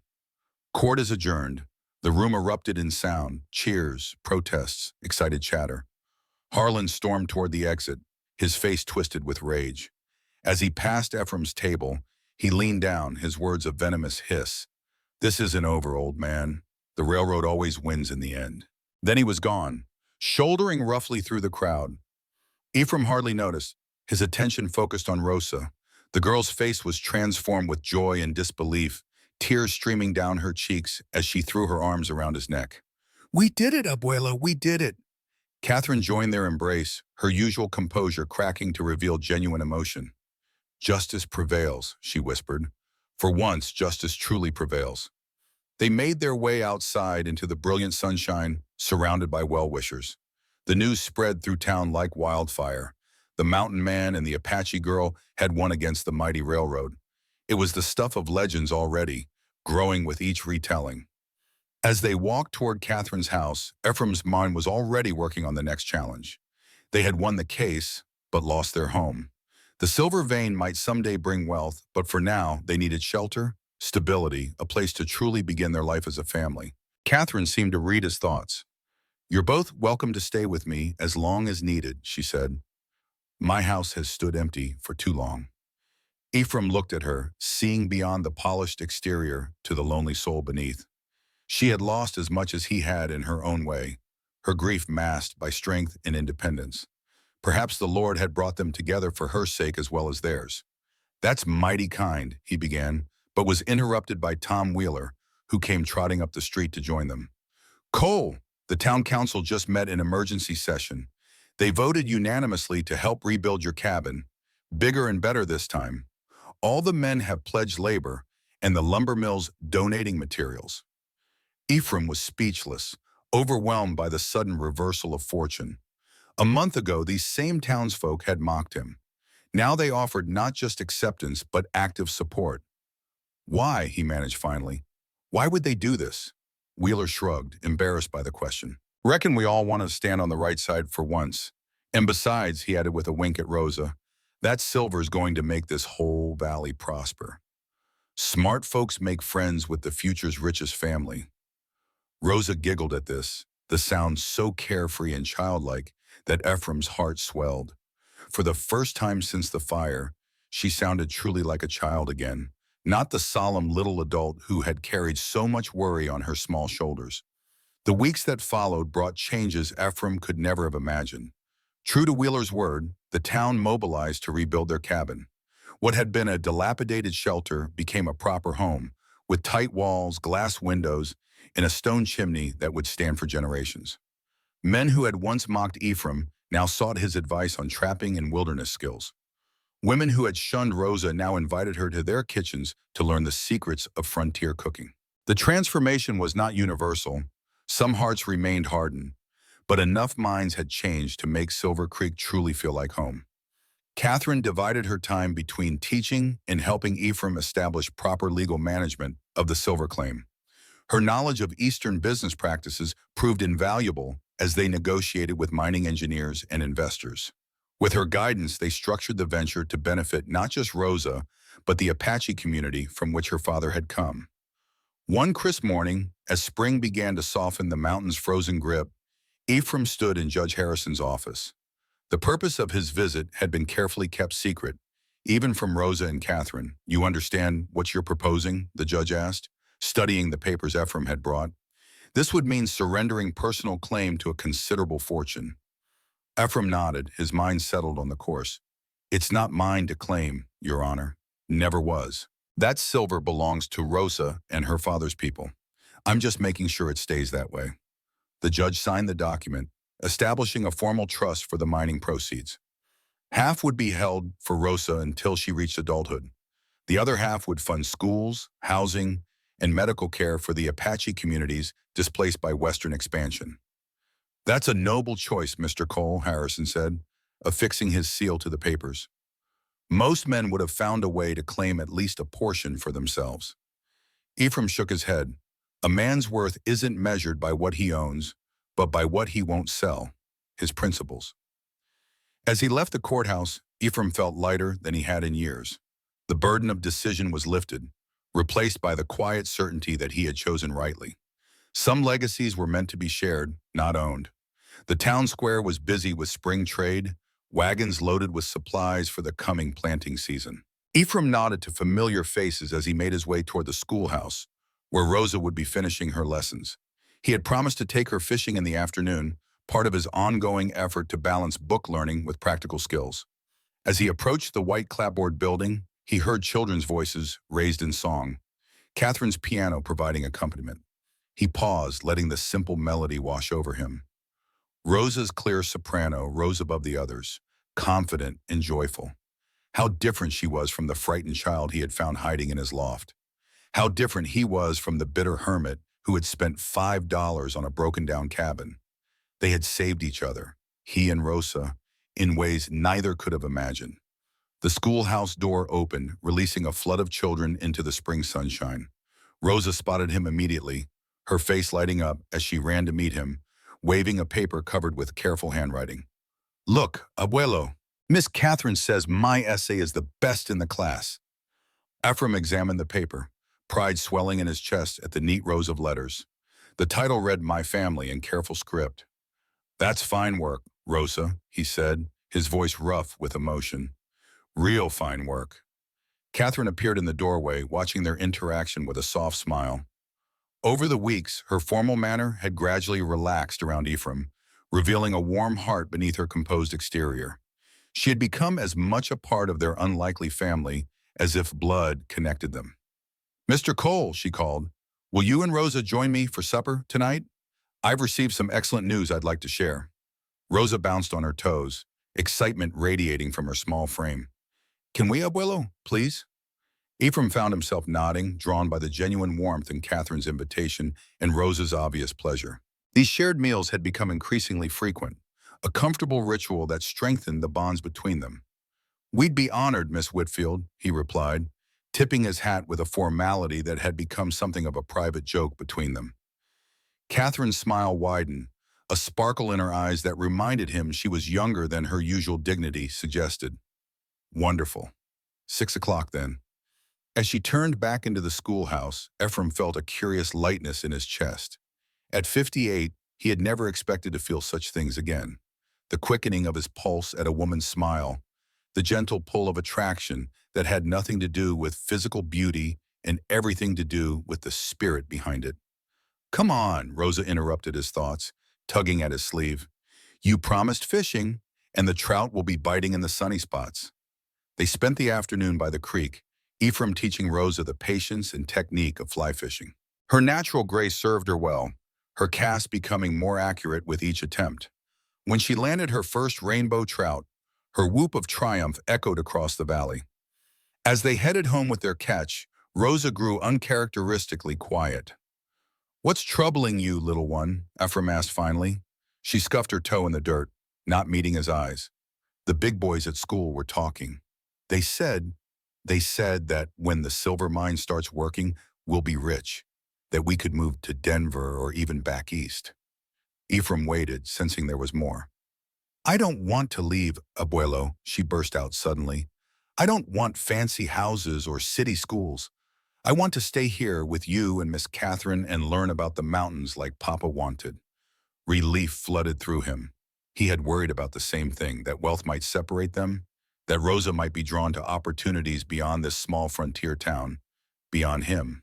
"Nobody's going anywhere," he assured her, resting his hand on her shoulder. "That silver's in trust for your future and your people's needs. We'll live as we choose, not how money dictates. Promise?" "Cross my heart," he said solemnly. "This is our home now." She studied his face, searching for any sign of doubt. Finding none, she nodded, satisfied. "Good. Because I told those boys my abuelo was smarter than to be fooled by shiny things, that he knew real treasures when he found them."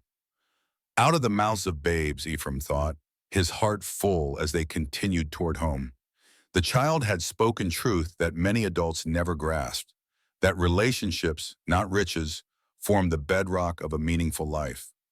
Catherine's dining room glowed with lamplight as they arrived that evening, the table set with her fine china. She welcomed them warmly, taking their catch to the kitchen where delicious aromas already promised a feast. Supper was a joyful affair, with Rosa entertaining them with tales from school and Catherine sharing news of former students who had written to her from far-flung places. Ephraim mostly listened, content to observe the easy affection between his two companions. After the meal, when Rosa had been sent to wash up, Catherine brought out a letter bearing an official seal. "This arrived today from Washington," she explained, her eyes bright with excitement. "It's from the Department of the Interior. They've reviewed our case and are using it as precedent for other disputed claims between railroads and original inhabitants." She handed him the letter, watching as he read the formal language with growing amazement. "They're sending a commissioner to study our arrangement," she continued. "If all goes well, it could become a model for settlements throughout the Western Territories." Ephraim shook his head, overwhelmed by the implications. All this from $5 spent on a broken-down cabin. "Providence works in mysterious ways," Catherine said softly. Their eyes met across the table, and something unspoken passed between them, mutual respect that had deepened into genuine affection. Catherine was no longer just an ally, but someone whose happiness had become essential to his own. The moment was broken by Rosa's return, her face freshly scrubbed and eager for the dessert Catherine had promised.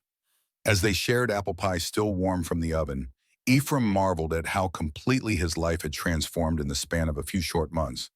From a lonely hermit facing a desperate winter to the head of a growing family with a home, purpose, and even the beginnings of new love. The Lord indeed worked in mysterious ways, bringing light from darkness, joy from sorrow, hope from despair. Some men use fire to destroy what they can't possess. Others walk through those same flames to protect what truly matters. Spring deepened into summer. the mountain slopes turning lush with wildflowers and new growth. The rebuilt cabin, now a proper home with glass windows and a covered porch, stood ready for occupancy.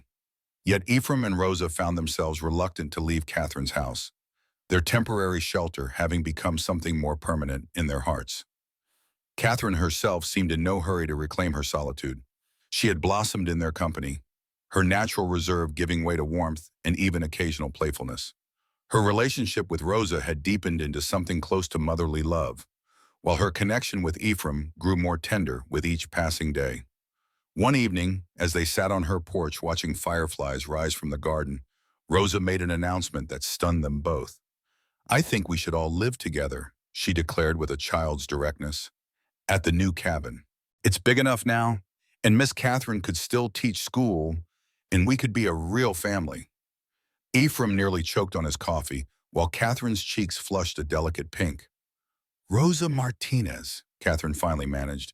It wouldn't be proper," Rosa supplied innocently. "But Reverend Thompson says families should be together, and we are a family now, aren't we? You said so yourself last week."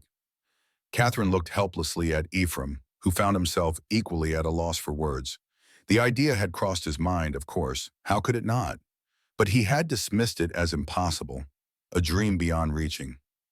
"What Rosa means," he began carefully, "is that we've grown fond of our arrangement here, but a lady like Miss Whitfield deserves certain proprieties that—" Catherine's laughter interrupted him, bright and unexpected. "Oh, Ephraim," she said, using his given name for the first time. "We've faced down a corrupt railroad baron, survived a burning cabin, and changed territorial law. Are we really going to be defeated by social conventions?" Her use of "we" caught his attention, along with the challenge in her eyes.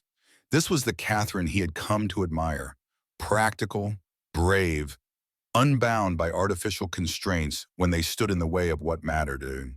"I reckon not," he said slowly, hope kindling in his chest. "But there'd be talk."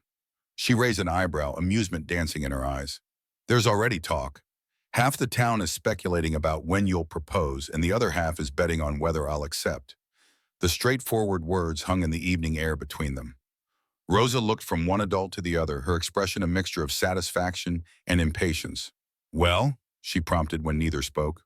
"Will you?"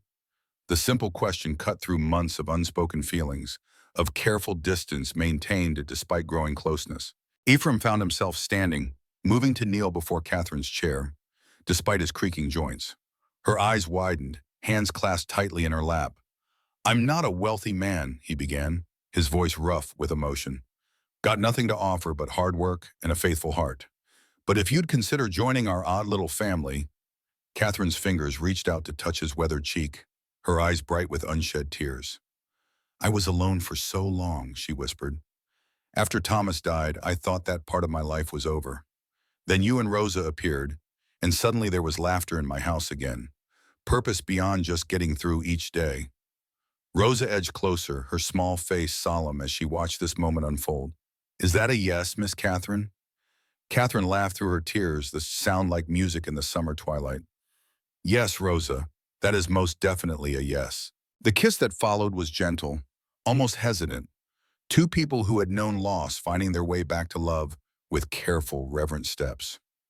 Rosa clapped her hands in delight, then threw her arms around them both, completing the circle of their newfound family. The wedding took place in late summer, with the mountains standing as witnesses and the whole town in attendance. Reverend Thompson performed the ceremony in the church where Ephraim and Rosa had once sought refuge, now decorated with wildflowers and ribbons. Catherine wore a simple dress of ivory silk, her hair adorned with mountain columbines that Rosa had gathered that morning. Ephraim, in a new suit that still felt strange against his skin, watched his bride approach with wonder in his heart. At his side stood Rosa, proudly serving as their only attendant, her dark eyes shining with joy. The vows were traditional but spoken with the weight of experience behind them. Both bride and groom had loved and lost before. Both understood the precious fragility of happiness. Perhaps that awareness made their commitment all the more powerful. A choice made with eyes wide open to life's uncertainties. "What God has joined together, let no man put asunder," Reverend Thompson pronounced. his smile as bright as the summer sun streaming through the church windows. The celebration afterward was unlike anything Silver Creek had seen before. Tables groaned with food contributed by every household, and music filled the town square, and townsfolk danced under strings of lanterns. Even those who had once shunned Ephraim and Rosa now joined in the festivities, their earlier prejudices washed away by the undeniable evidence of genuine love. As evening deepened into night, the new family made their way to the rebuilt cabin that would be their home. Catherine had insisted they live there rather than in her grander house, understanding Ephraim's need to offer a home of his own making. The fine furnishings from her house had found their way into the new space, creating a blend of frontier practicality and Eastern refinement that suited them perfectly. Rosa ran ahead to light the lamps, her excitement bubbling over as she showed Catherine all the special touches they had incorporated just for her. A writing desk by the brightest window, bookshelves for her collection of classics, a piano in the corner of the main room. Catherine moved through the space with wonder, touching each item as if to confirm its reality. "It's perfect," she breathed, turning to Ephraim with shining eyes. "Absolutely perfect." He drew her into his arms, still marveling that this remarkable woman had chosen to share her life with a weather-beaten mountain man and a half-Apache orphan. "Welcome home, Mrs. Cole," he murmured against her hair. Later, with Rosa sleeping soundly in her new bedroom, they sat on the porch swing, watching the stars emerge above the mountains. Catherine's head rested against Ephraim's shoulder, her hand clasped in his. "If someone had told me a year ago that I'd find this kind of happiness again, I would never have believed them," she said softly. Ephraim nodded, understanding completely. "The Lord's timing ain't it always what we choose, but it's always right." Her fingers tightened around his. "Do you ever wonder why our paths crossed at exactly that moment? Why you felt compelled to bid on this cabin, of all places?" He considered the question, thinking of all the seemingly random events that had led to this moment. His last $5, the hidden trunk, Rosa's presence, Harlan's threats, the fire that had almost destroyed everything yet ultimately brought them closer together. "I reckon some questions don't need answers," he said finally. "Just gratitude." The silver mine began operation that fall, managed by a company Catherine had carefully selected for their fair labor practices and environmental considerations. As agreed, the profits were divided between Rosa's trust in programs benefiting the Apache communities. The arrangement became a model studied by government officials seeking peaceful solutions to the conflicts arising from Western expansion. Heartland, facing financial ruin and criminal charges, had fled the territory, his railroad scheme collapsing without his manipulation. Other, more honest companies eventually brought the rails to Silver Creek, but on terms negotiated with the community's best interests in mind. Ephraim found himself increasingly respected as a voice of frontier wisdom, often consulted by town officials on matters ranging from water rights to wildlife management. Catherine continued teaching, her school growing as the town prospered. Together, they created a home that became a gathering place for all segments of the community, a living demonstration that different worlds could merge harmoniously. As for Rosa, she flourished in the love of her new family, excelling in both her studies and the practical skills Ephraim taught her. She grew into a young woman who moved confidently between cultures, respected for her intelligence, kindness, and unwavering integrity. The trust established for her future ensured she would have every opportunity, but more valuable was the legacy of character she received from the two people who had chosen to become her parents in all but blood. On cool evenings, they still sat together on the porch swing, watching the sunset paint the mountains in shades of gold and purple. Sometimes Rosa would bring out her father's old guitar, playing the traditional songs he had taught her while Catherine and Ephraim listened, their hands clasped together in quiet contentment. Some visitors, hearing their story, would ask Ephraim if he ever regretted not keeping the silver fortune for himself. His answer never varied. "That old cabin cost me my last $5. Best investment I ever made. Bought me something money can't purchase, a family." And looking at his wife's loving face and his daughter's bright smile, no one who knew them could doubt the truth of his words. For in the end, the greatest legacy is not what we leave behind in material wealth, but in the lives we touch and the love we share along the way. The broken-down cabin, once an object of mockery, had become the foundation of something far more precious than silver. A home built not just of timber and nails, but of faith, courage, and second chances. Its walls now sheltered three hearts that had found in each other the healing they each desperately needed, but could never have found alone. In the quiet moments between sunset and full dark, when the first stars appeared above the mountain peaks, Ephraim would sometimes remember that snowy day at the auction, the weight of his last 5 coins in his palm, how close he had come to walking away, to missing this extraordinary journey that had brought him full circle from loss to love. Providence indeed worked in mysterious ways, bringing light from darkness, family from solitude, and transforming a desperate gamble into the richest blessing a man could receive. For some treasures cannot be mined from the earth or counted in dollars and cents. They can only be discovered in the human heart, where faith plants seeds of hope that blossom into love's enduring harvest. And as the mountain shadows lengthened across their peaceful valley, Ephraim Cole, once a lonely hermit, now husband, father, and respected elder, gave thanks for broken cabins, hidden trunks, and the unfathomable wisdom that had guided his steps home at last. Part 3 complete, 6,126 words.